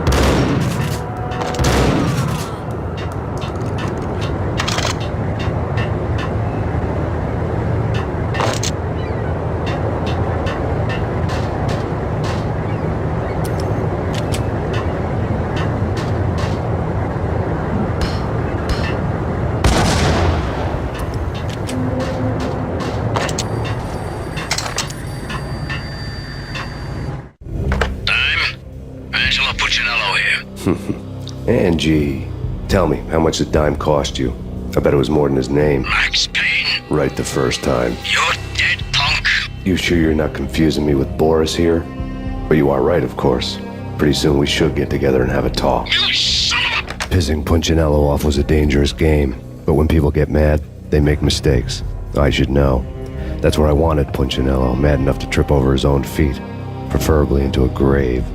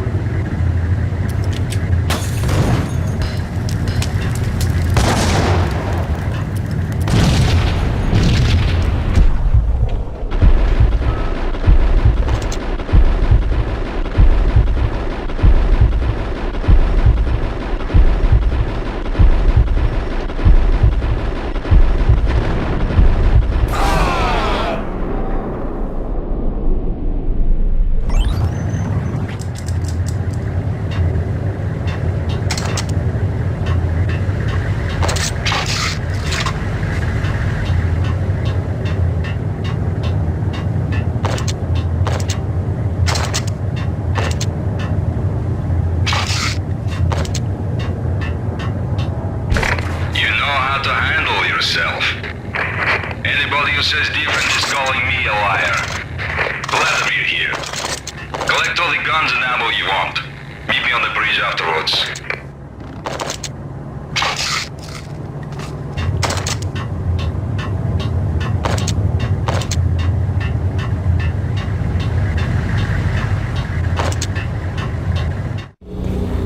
Did you get everything you need? Check.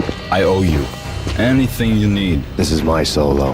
When I'm through, Punchinello won't be anybody's problem anymore. Clear as vodka. But anytime you get between a rock and a hard place, just whistle. This could be the beginning of a beautiful friendship. You really get a bang out of this big-time gangster act, don't you? Even with all this firepower, I figured I couldn't get to Punchinello at his manor. I could only hope that he wouldn't pass a chance to hear me beg, to see he's won. This is Max Payne. I want to cut a deal. Payne, you're a dead man. That's what everybody keeps telling me. I got your ship and her cargo. I want to meet. No pain, no gain. Capiche? You know my restaurant? Yeah, I know it. 1 hour. Punchinello's restaurant had seen better days. Snow was falling like ashes from post-apocalyptic skies, but that was outside. Things would soon get hot in the Don's restaurant. I knew it was a long shot, Angelo Punchinello actually showing up, but there was no crime in hoping.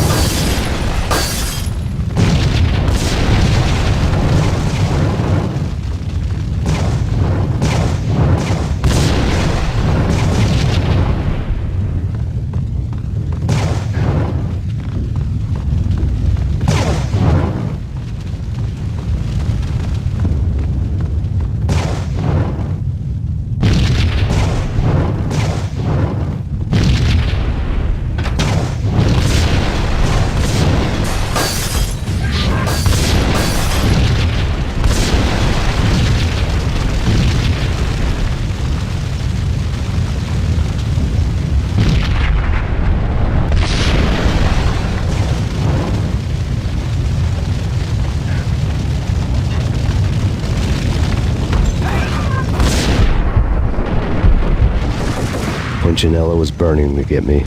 The feeling was mutual. He was trying to put out my flames with gasoline.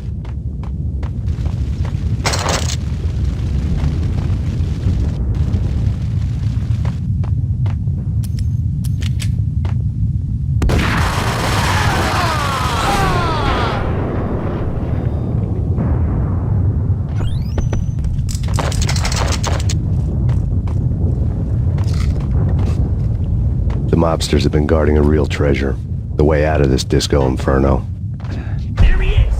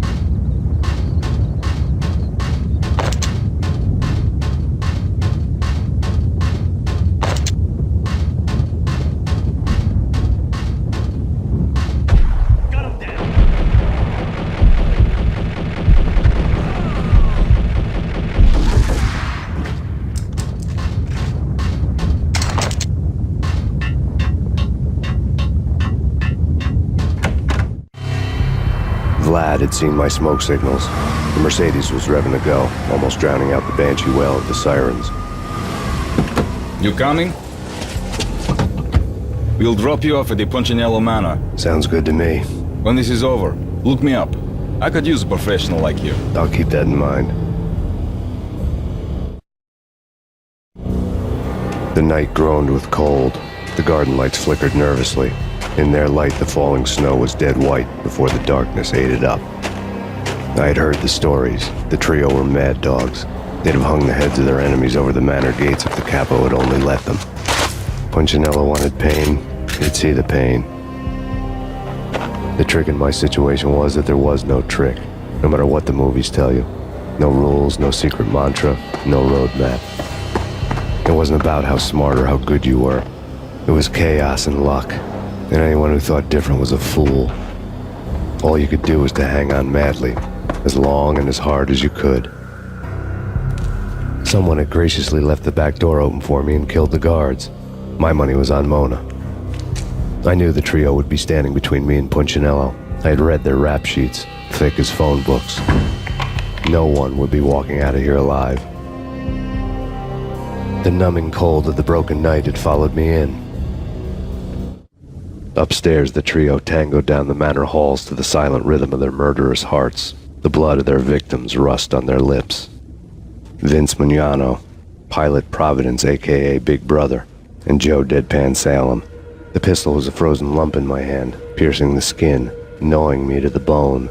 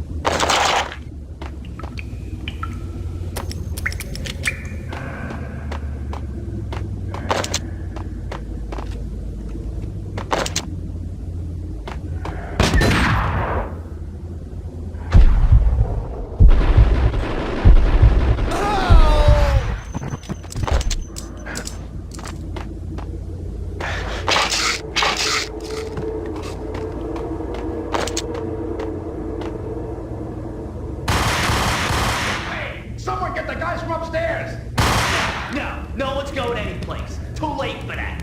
He walks in, we waste him. Vinny and Joe and Pilot won't get the credit for this kill.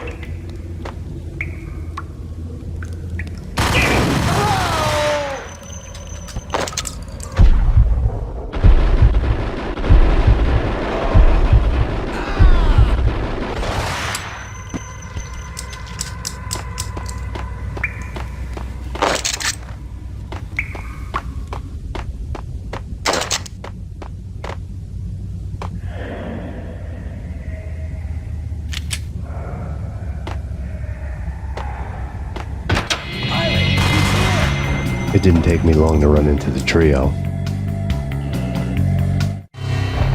The word on Lisa Punchinello was that she was a bit of a witch. The tarot cards on the kitchen table fit the picture. They weren't my kind of cards, but I was willing to take a crack at the hand Mrs. Punchinello had dealt. The first card was the tower. Maybe that was supposed to be the manor.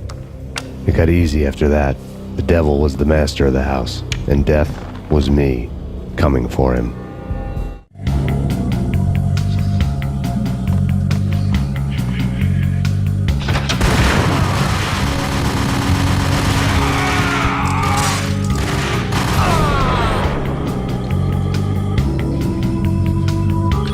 One down, two to go.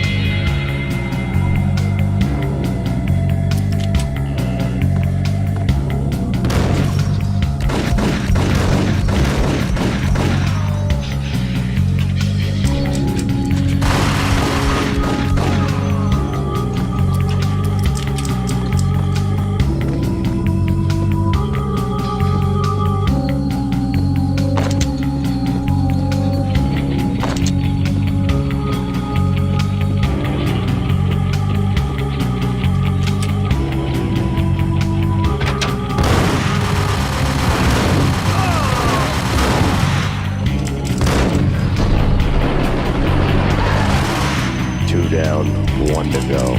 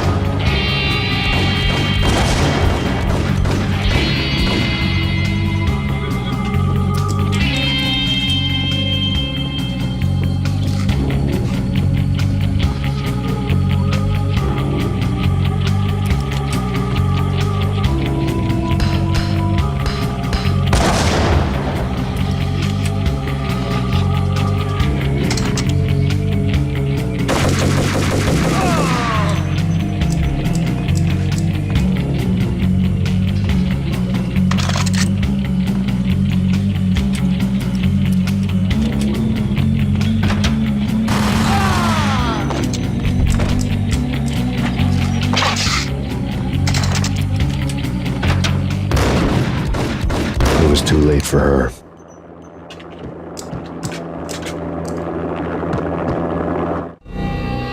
You're a real angel, Max. I couldn't tell whether it was Mona or her sister. The body was a mess. The sick bastard had really gotten a kick out of it. Seeing her lying there got me thinking about another woman's body on another bed. Got me thinking about a fallen cradle.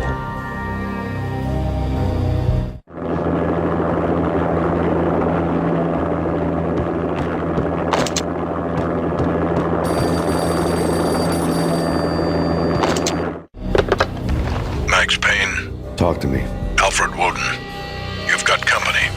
An armed helicopter just landed on the manor grounds. You must hurry. The more the merrier.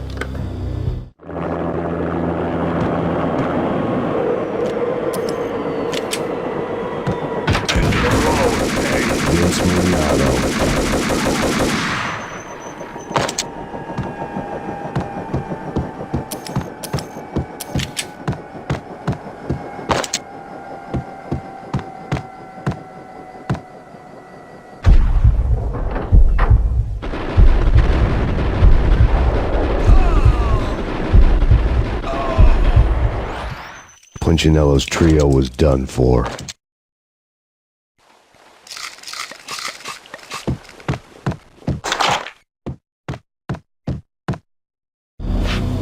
Outside my door. Hurry. He's coming for me. You gotta hurry. Please. I could hear Punchinello on the phone begging for help. He should have been saying his goodbyes.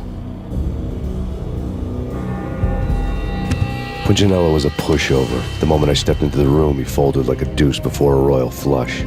No, wait. I was just doing what I was told. I couldn't refuse. She's someone high up. Government, maybe. I don't know. He was trying to buy more sand for his hourglass. I wasn't selling any.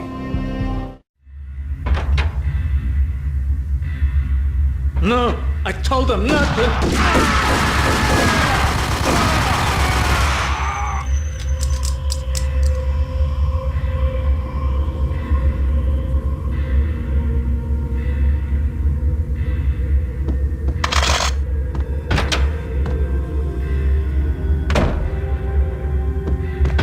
Drop it. Don't move. Game over, Max Payne.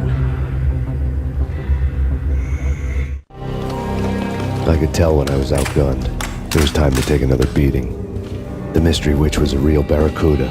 Trouble on dagger heels, a smoking assault rifle in her hand, and an army of killer suits behind her. How sweet. I get to kill two birds with one stone. Sooner or later, it was going to catch up with you. Mr. Payne, it's time to show you the benefits of my brew. Be a good boy now. You'd find that Lady Luck was really a hooker. You were fresh out of cash.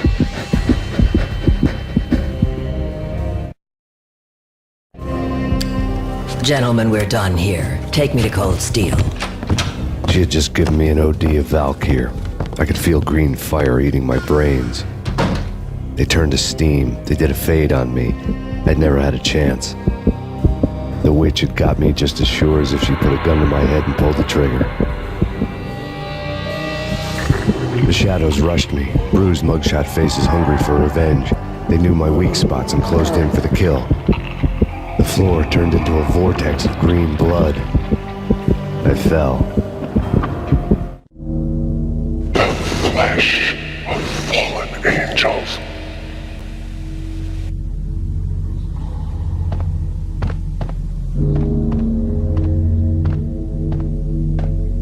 Who's there? Max? Max, is that you?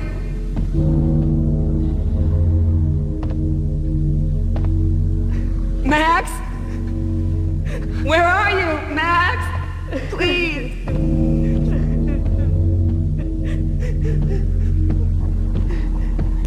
No, please, Max, no. I'm sorry. Please don't, Max, no, please.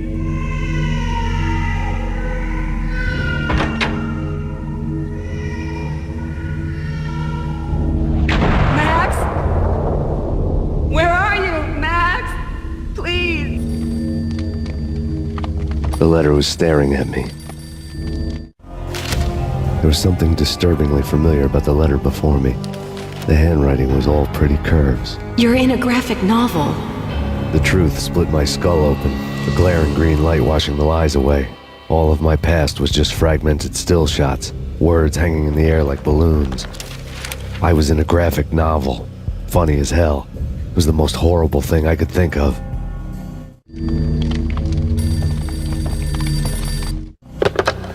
Bartender is shiny stuff and dreams are made of stooped necromancers. He sings like a banana wrist, having strayed too close to the constellations on their shaved skulls. There was a bad line in a prank call. Someone spouting insane babble. I couldn't make sense of it. But I had an overwhelming sense of deja vu, and the caller's voice sounded oddly familiar.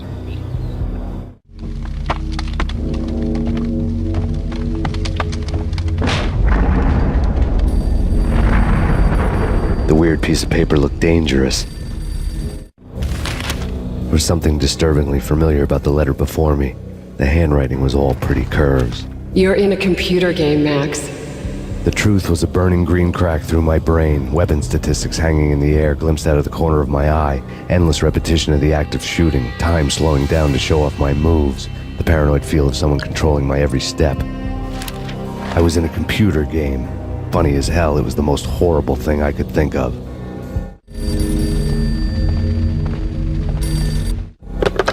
Don't lose it. It's Valkyr. The drug. Snap out of it. Try to remember.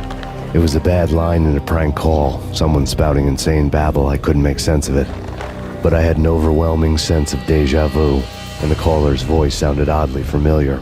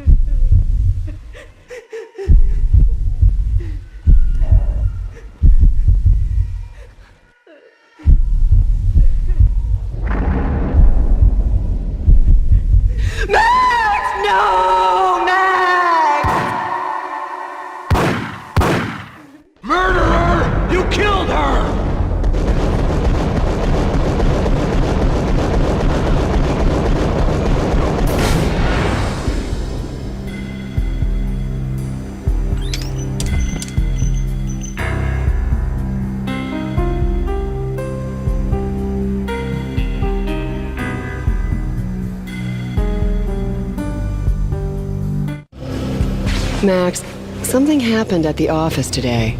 A strange memo. Something about Vikings. Honey, I gotta run. You can tell me all about it this evening. Have a nice day, darling. The bullet holes were rubies on her chest, blood glowing on her ivory skin. She was so beautiful. The killer was smiling. The flesh of fallen angels.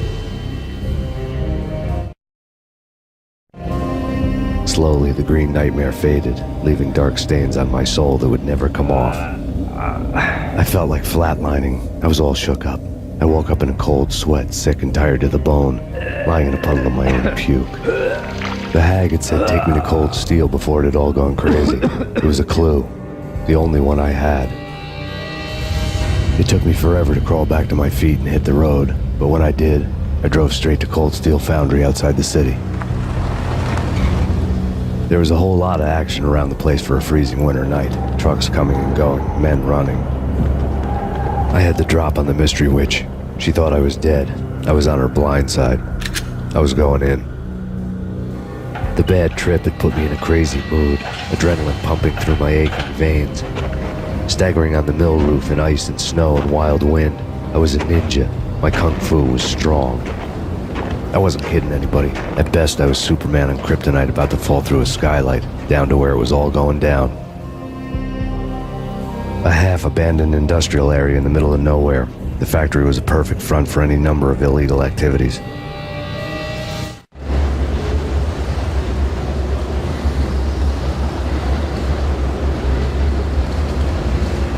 In the belly of the plant, molten metal boiled and bubbled like a witch's brew.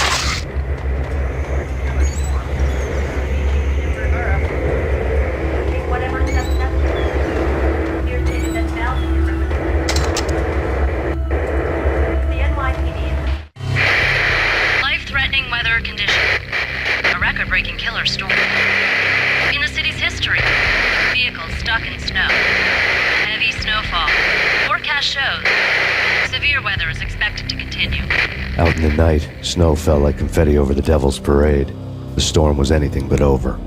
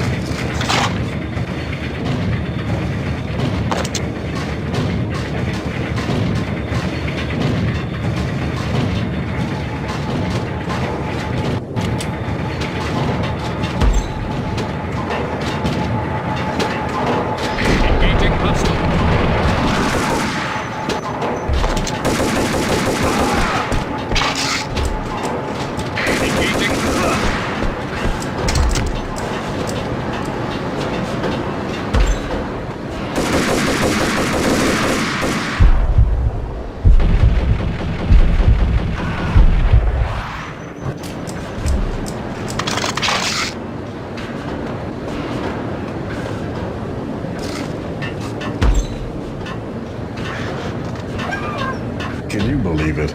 I bet they sleep with their...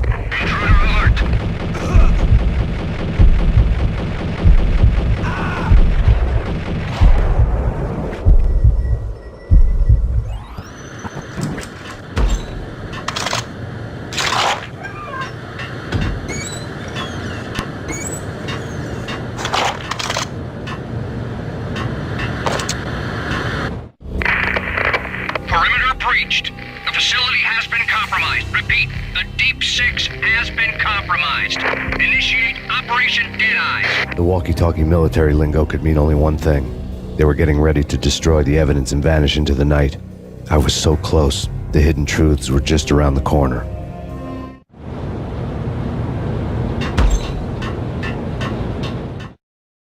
Casualty status.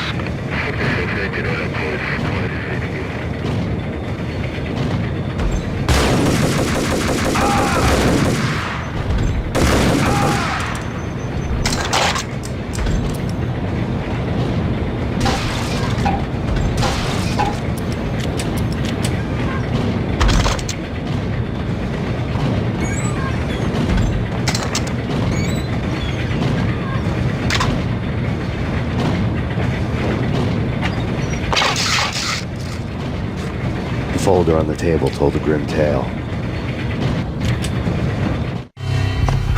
The mercenaries were running a tight operation, paperwork and all. Merchandise missing again. A chemist had tried to smuggle it out for his own private party. Locked him up in cell B7 in D6's old test facility to wait for proper processing. I was close enough to hear the secrets, just beyond the next doorway.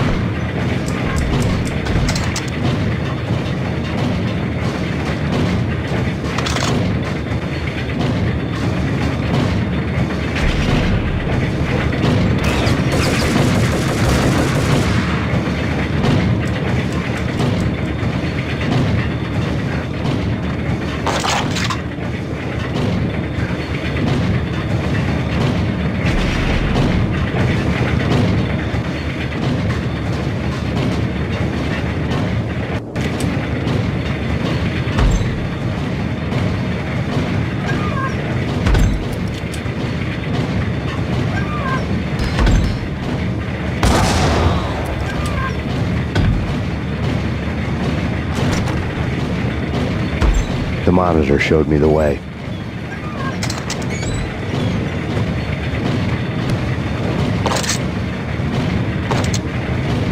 Processing diagrams filled the control room screens, all but one. An elevator titled D6 on one of the screens, somewhere onwards, past rows of ovens, in the core of the plant.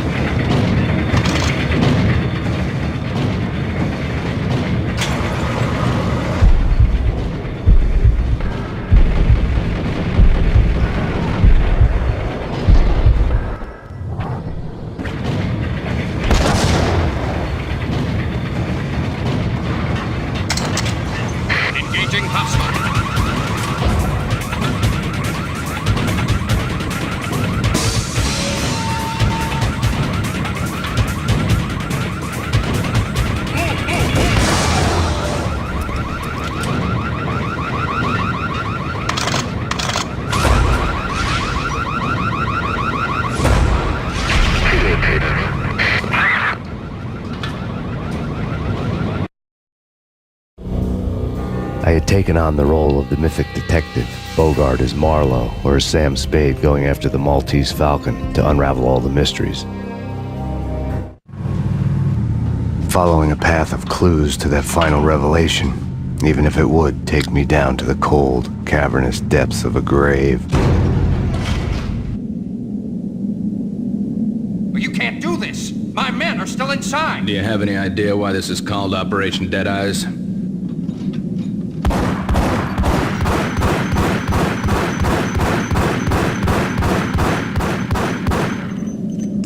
I think he's dead already. Let's do it.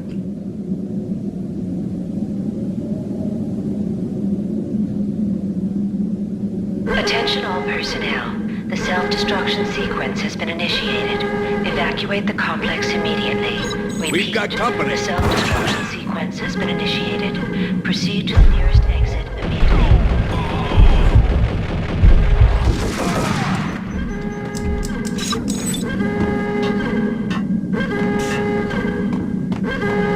I had seen the logo on the floor before. There was an old army bunker under the steel mill. I knew the military plaque on the floor.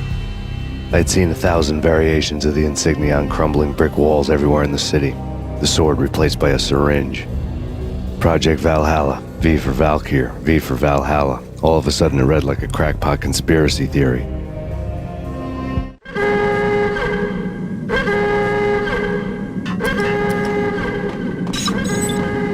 Abort! Abort! The self-destruction sequence is broken!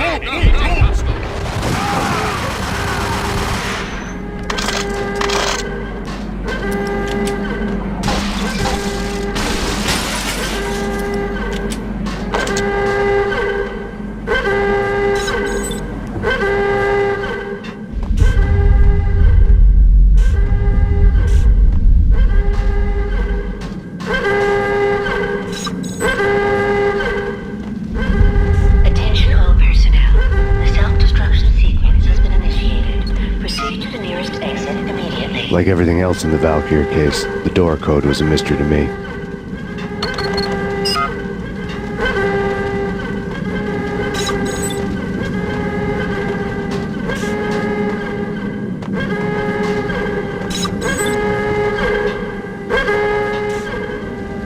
Decontamination in progress. The chemist had been using the workstation when he died. The half-life of the lab rat had ended online, his password blinking on the screen. 665, the neighbor of the beast.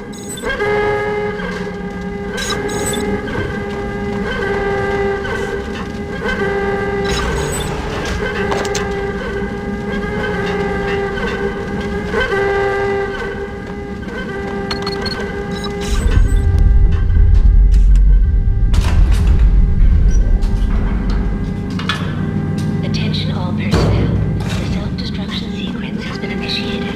Proceed to the nearest exit immediately. Hey! In here! Hey! Get me out! Thanks. I thought I was gonna die in there for sure. I need you to get me through the decontamination chamber airlock. You're crazy! No way! The place is blowing up, for Christ's sakes! Either that or back to the cell. Your choice. Okay, I'll do it. I'll do it.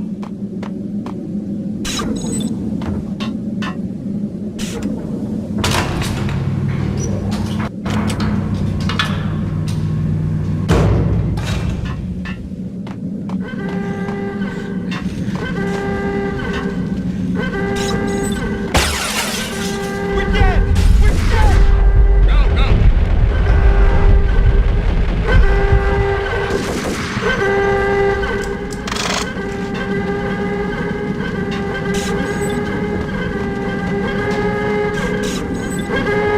Attention all personnel. Decontamination in progress has been initiated. Proceed to the nearest exit immediately. Decontamination complete.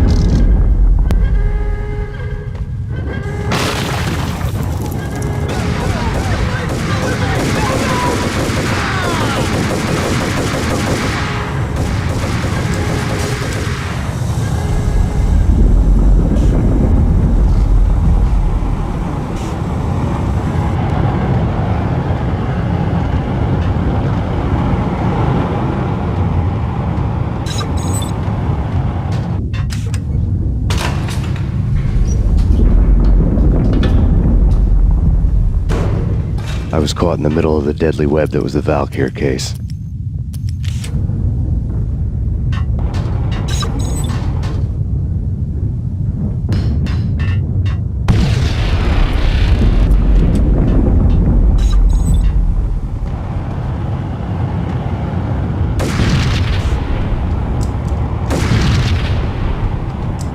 One of the lab terminals had the project logo on the screen. Top secret. Project Valhalla. U.S. Army. Yggdrasil Network. Valhalla. The otherworldly place in Norse mythology where the bravest heroes spent their afterlife feasting and fighting forever. Their wounds miraculously healed night after night. Valkyr. The maidens who chose the most courageous Viking warriors and carried them to Valhalla. 1991. The research objective is to create a chemical substance to enhance the stamina and morale of infantry troops. 1995. Results unsatisfactory. Project canceled. Someone had decided to continue the sick experiment unauthorized. Project compromised. Data leak. Fix the damage by any means necessary. Security clearance red. Authorized by the project lead. Field test. Double the dosage for all the remaining test subjects. Observe and record the subject's behavior in an urban setting. The drop-off point was my old address in New Jersey. The file dated 3 years ago. Just when you thought you had reached the deepest depths of horror, it suddenly got worse. How to turn off that small voice inside your head that started to whisper that you should be glad that now, if not before, your revenge was justifiable on any conceivable moral scale. That small voice proved, beyond any doubt, that I was damned. The dagger-heeled woman had come and gone a long time ago. There was nothing more for me here. The bunker's name was acting as a self-fulfilling prophecy.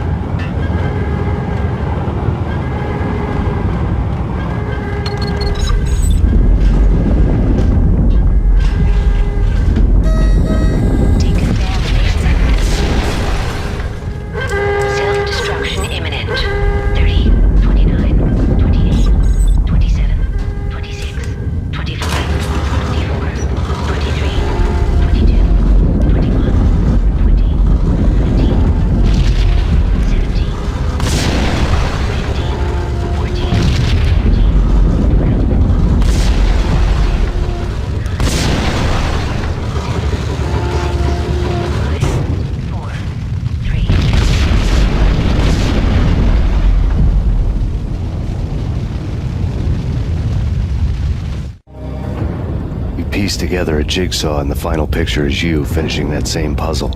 A mad, green-eyed killer standing behind you. An urban legend come true.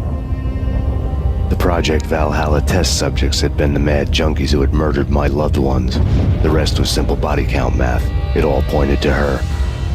Ms. Valkyr. The factory went up in a fiery inferno behind me. All my leads were dead, turned to smoke and dust. I had lost my way. I hadn't slept in a million years.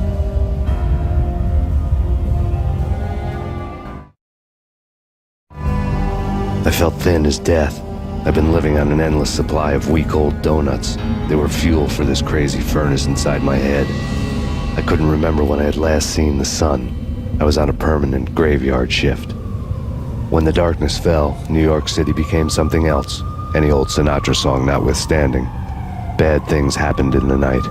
On the streets of that other city, Noir York City. I was in an all-night diner, downing cup after cup of coffee that tasted like engine oil, when a new message from BB got me back on the killer track. What the hell happened at Roscoe Street? Maxie, I'm going out on a limb here. We need to talk this through, come up with a plan. 2:30 a.m., the Choir Communications Garage. The more I thought about Alex's murder and the frame-up, the more it felt like an inside job. I should have seen it coming. BB had sold me out, and now he wanted to finish what he'd started. The garage was dead. BB showed up in his tailor-made suit, gold watch, and cufflinks to match, all way beyond a cop's pay. Maxie. Oozing suave charm, he was guilty as hell. What the hell does BB stand for anyway? Backstabbing bastard? Come on, don't be like that. Have a cigar. I don't smoke.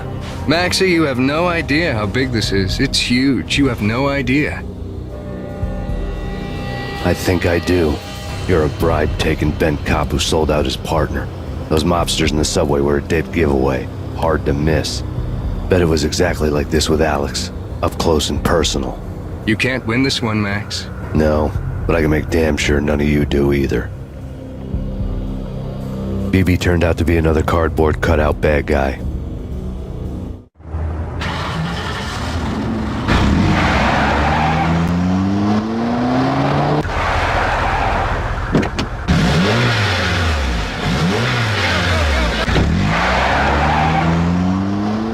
A bad cop on the take, a cowardly right-hand man fleeing from the scene, leaving his paid thugs to do his dirty work.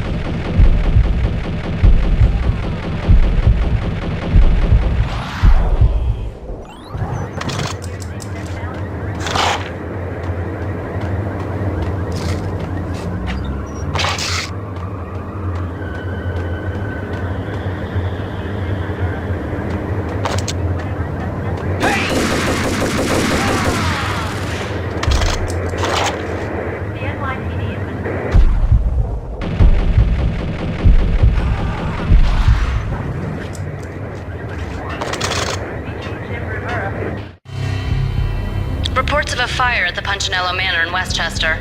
The manor is the home of Angelo Punchinello, the alleged head of the Punchinello crime family. The police are now saying, contrary to their earlier statements, that Max Payne is still alive and at large. He continues his vendetta against the Mafia, of which this last act of arson is attributed to. I had no recollection of setting any fires, but I did remember the flames.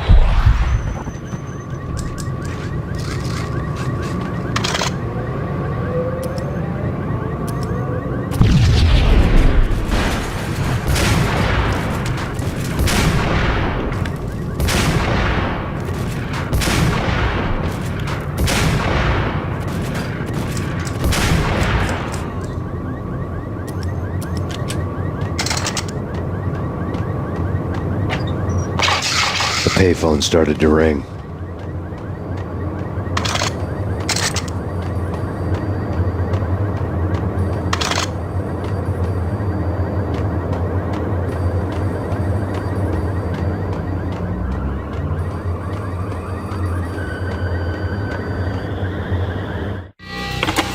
Yeah.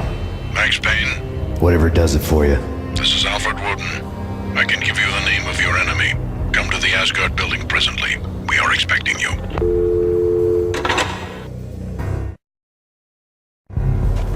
Woden was waiting for me on the steps of the old building. Mr. Payne, let's go inside. The others are anxious to begin. The others? Despite the general misconception, this building actually predates the City Hall by 2 years, thus being the oldest municipal building still in use here at the foot of the Brooklyn Bridge. No kidding. The old man played tour guide as he led me through a dark, domed hall. The answers I was after loomed large ahead. Mr. Payne, I would like to introduce you to my colleagues in what we call the Inner Circle. You've been watching too much X-Files. You have seen the files on Project Valhalla. We can fill the gaps, provide you with the information missing from those files. We were all involved in the early stages of the project during the Gulf War. What's the catch? We would very much like to blow this thing wide open, but our hands are tied. Her name is Nicole Horn. She was the key figure in Project Valhalla. When the funding was discontinued, she simply refused to quit. She knew exactly what she had in her hands. Nicole Horn is the president of Acer Corporation. She has more than half the city in her pocket. This must be kept under wraps. If you try to go public with this, we will deny any knowledge. We need you to take her out. Afterwards, we can protect you. Make all the charges go away. That was the cue for the killer suits to kick in the doors and swarm inside.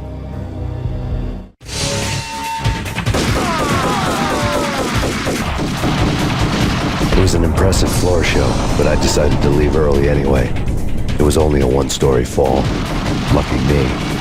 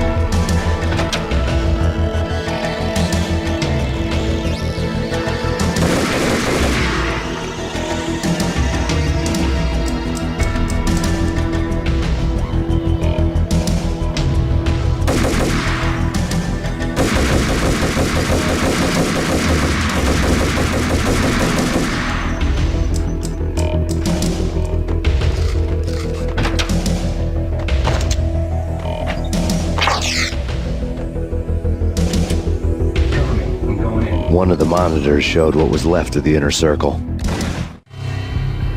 On screen, the so-called corpse of Alfred Woden stood up, miraculously waking from his dirt nap, looking smug among his dead pals. In the land of the blind, the one-eyed man is king. I didn't know how he'd pulled it off, but it was a pretty slick way to get out of all his promises. Most of what he had said fit too well to be a load of crap.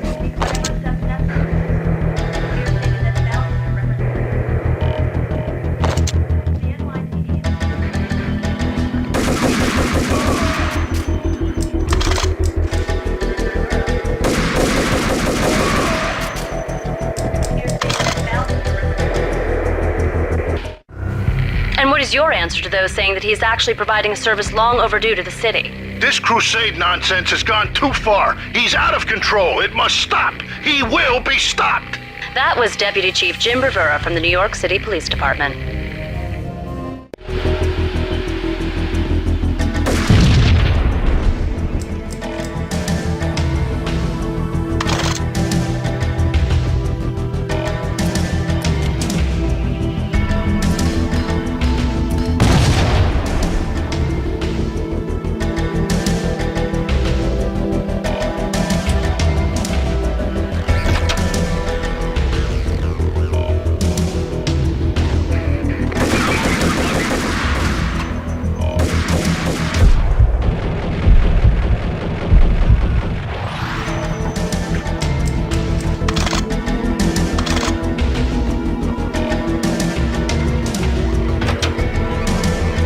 A videotape lay on the desk.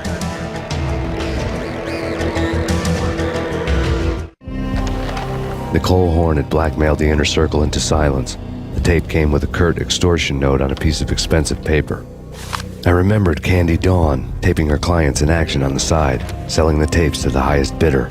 I was sure that kinky sex was nowhere near Alfred Woden's worst sin, but I had a feeling that when this was over, any collateral would come in handy.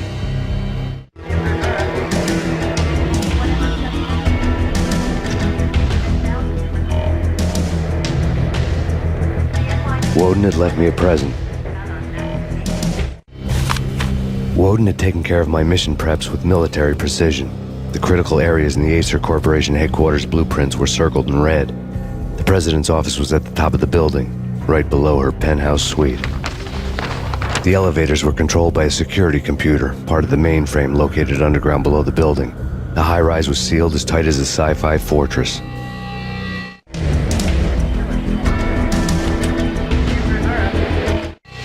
Nothing seems to stop Acer Corporation's phenomenal victory march. Incredibly, the stocks are still rocketing. Worried experts already see a danger in the company's success. Some have gone as far as to say that Acer Corporation is about to become an even bigger monopoly than Microsoft ever was.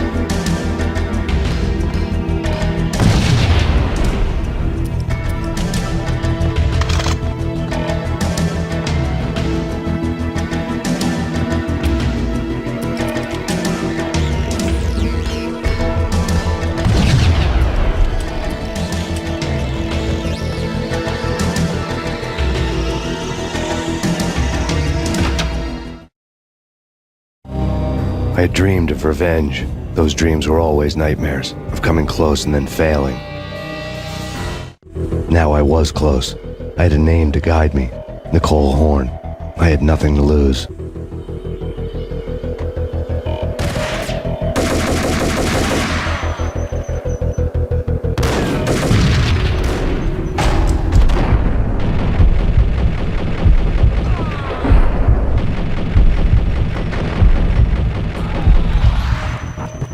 The Inner Circle had quite a track record. Project Valhalla had not been the only thing the Inner Circle had been involved in.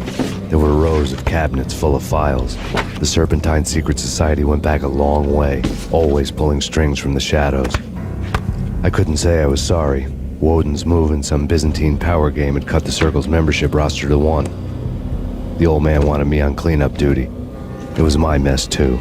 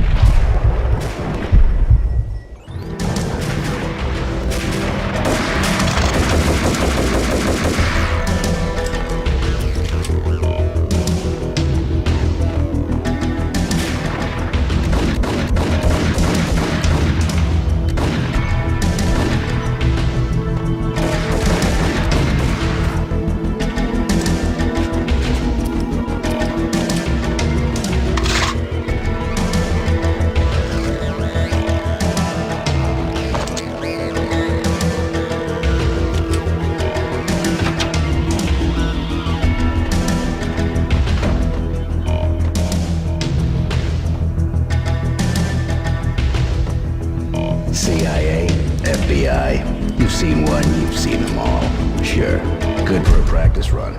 But this... Engaging hostile.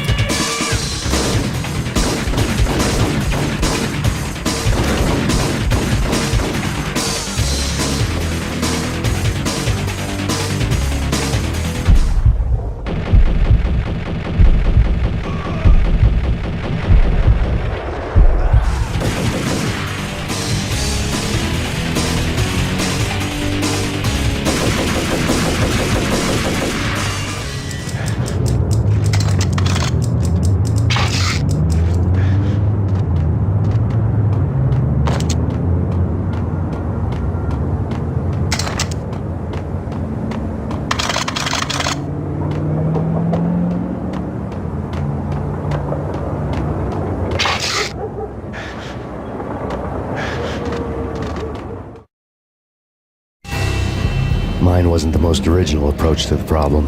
It wasn't as if it hadn't all been done before. An eye for an eye, the first principle of revenge. Old as dirt, still going strong. The cardinal rule in going after someone with an intention to kill was not to make it personal, which it almost always ended up being anyway. It did with me. I took my time, cruising around the city in the snow. There was no hurry. I knew what I had to do now. I took my time, thinking about it, building up the rage. When I was ready, I parked the stolen wheels at the front entrance of the Acer Corporation headquarters. Got out, got in, got cracking. I had a bullet with Nicole Horn's name on it. I had 10,000 bullets with the Hag's name on them. She had ultra-high-tech security systems, enough mercenaries and weaponry to start World War III. There was no fear. New York disappeared behind a veil of snow. I had crossed the threshold. This was her domain, sleek and sexy and soulless, all glass and steel. A place of color-coded security key cards, metal detectors, and surveillance systems.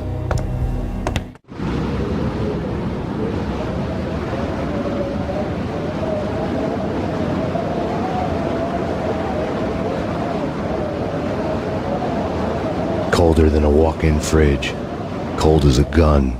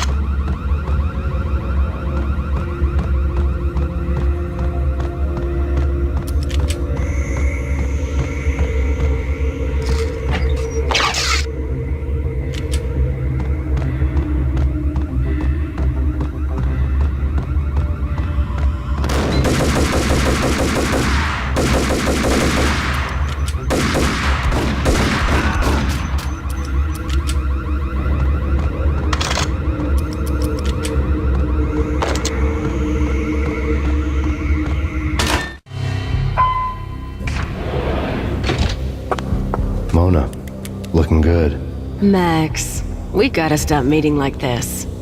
It will be a cold day in hell before I let a narc cop stop me. Miss Sachs, do your job. Relax, Max. You're a nice guy. I don't kill nice guys. You're not bad yourself. It was different when Horn wanted Punchinello dead. To cut her ties to the Mafia, he deserved to die. The same goes with her. She's the bad guy here. Her sister was whispering to her in my favor. I knew the appetites of ghosts intimately. They hungered for revenge. No! A gunshot boomed and she fell down in slow motion. She was a nice girl, not really a stone-cold killer.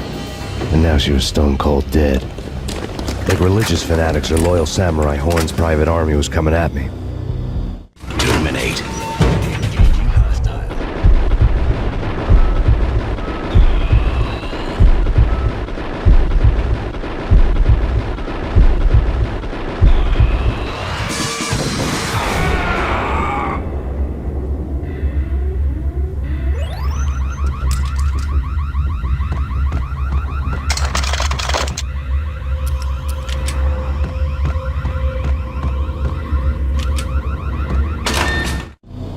When the elevator came back down, Mona was gone. There was a lot of blood, but no body. Something clicked for the final time. My mind had never been so clear, as if somewhere high above the storm clouds were already gone, cold stars blazing from the black skies.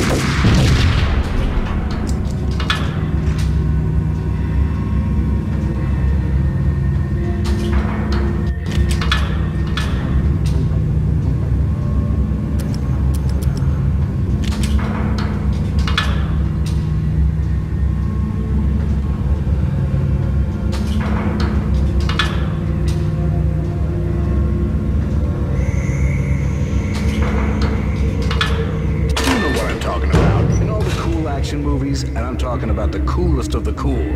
It always seems like time slows down. What the hell?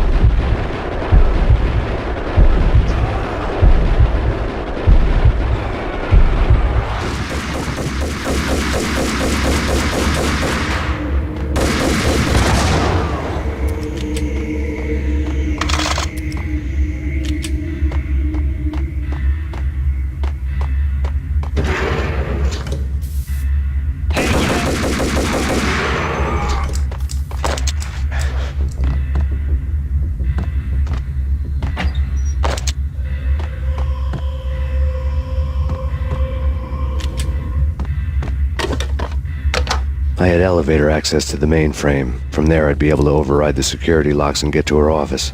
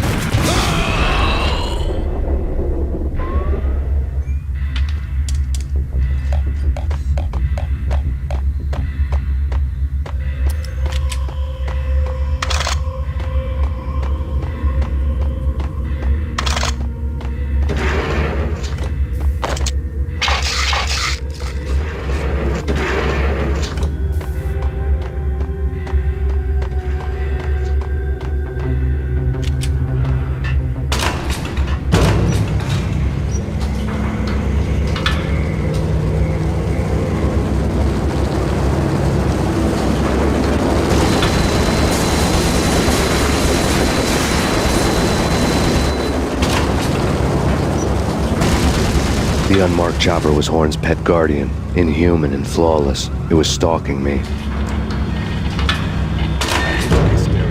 I'm not a cold-blooded killer. I'm a nice guy. I love my wife. I have 2 boys. I'm very... What kind of bastard? Kill the bastard!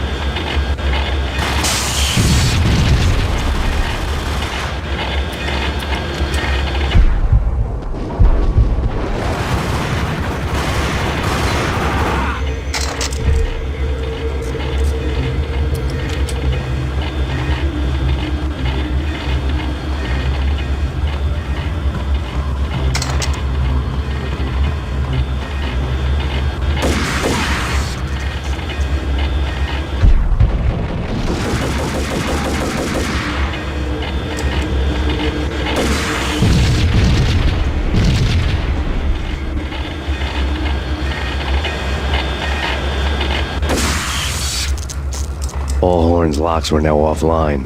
All bets were off. The elevator would take me all the way up.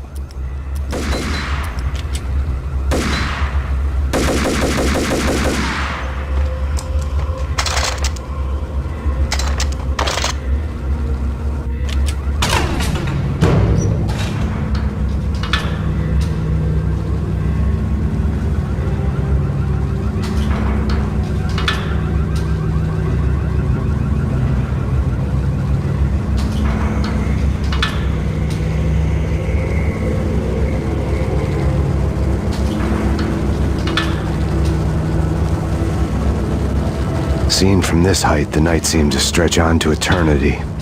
A hint of desperation had crept into the snowstorm, as if it was trying to get it all out before the end.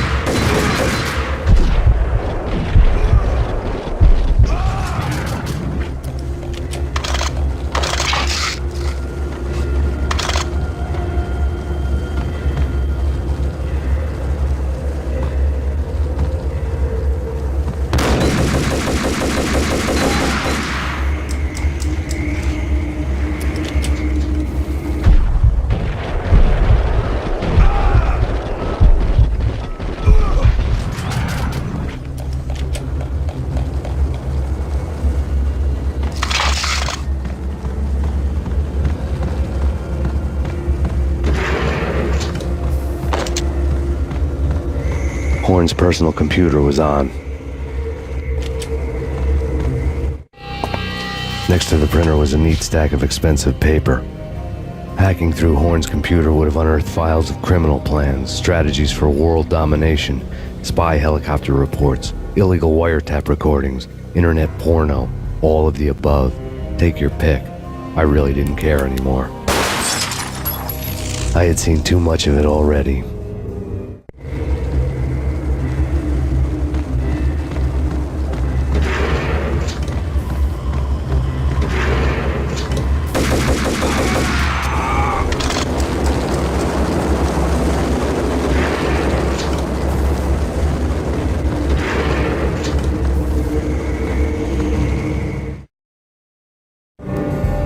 Valkyr had been meant to be a white-winged maiden that would lift you to a warrior's heaven, but it turned out to be a one-way demon ride to hell. The devil was in the drug. I knew. I had met him.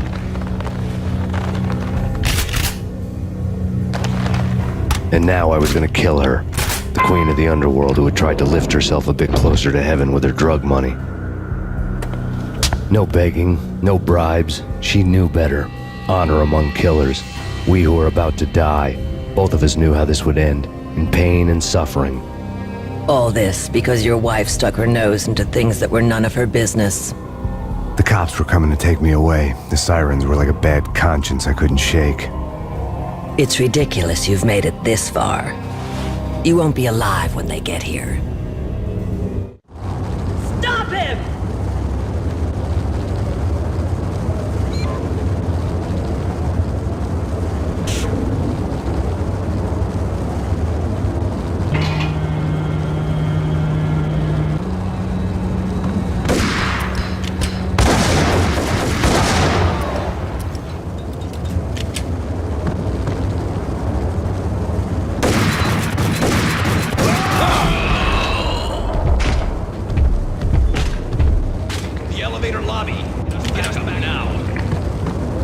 Max Payne, this is futile. A waste of time. The deaths of your wife and daughter were necessary. Inevitable. It is done. You cannot bring them back. Nothing you do will make it any better.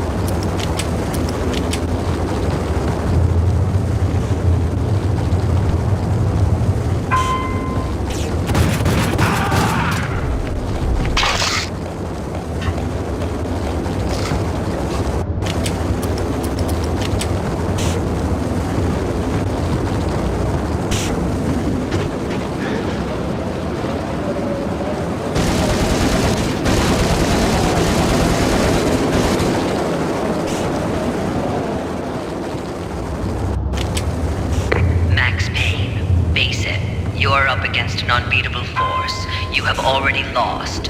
You have lost. Only death will set you free from your pain. Accept it. Surrender. Give up. We have him in the North Lounge.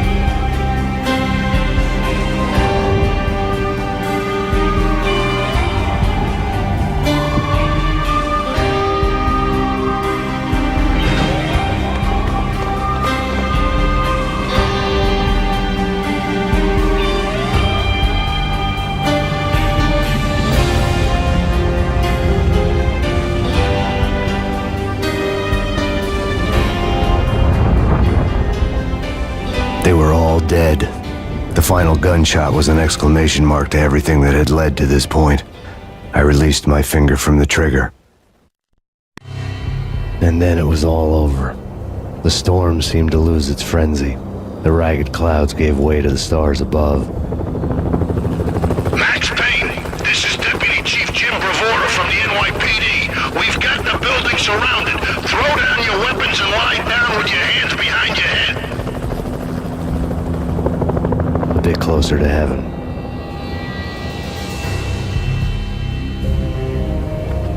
The cops' voices were distant and muted. Freeze! NYPD! Hold it right there! My ghosts released me from their haunting. Down below, New York City glittered like diamonds on black velvet. You gave us one hell of a ride. Take him down to Central Booking. You heard the man. Woden was there in the crowd, standing by the sidelines. It wouldn't be over till the man with the patch would say so. He'd say the right words. I knew he would. He'd better. Woden grinned smugly. It was the grin of a winner. That made two of us.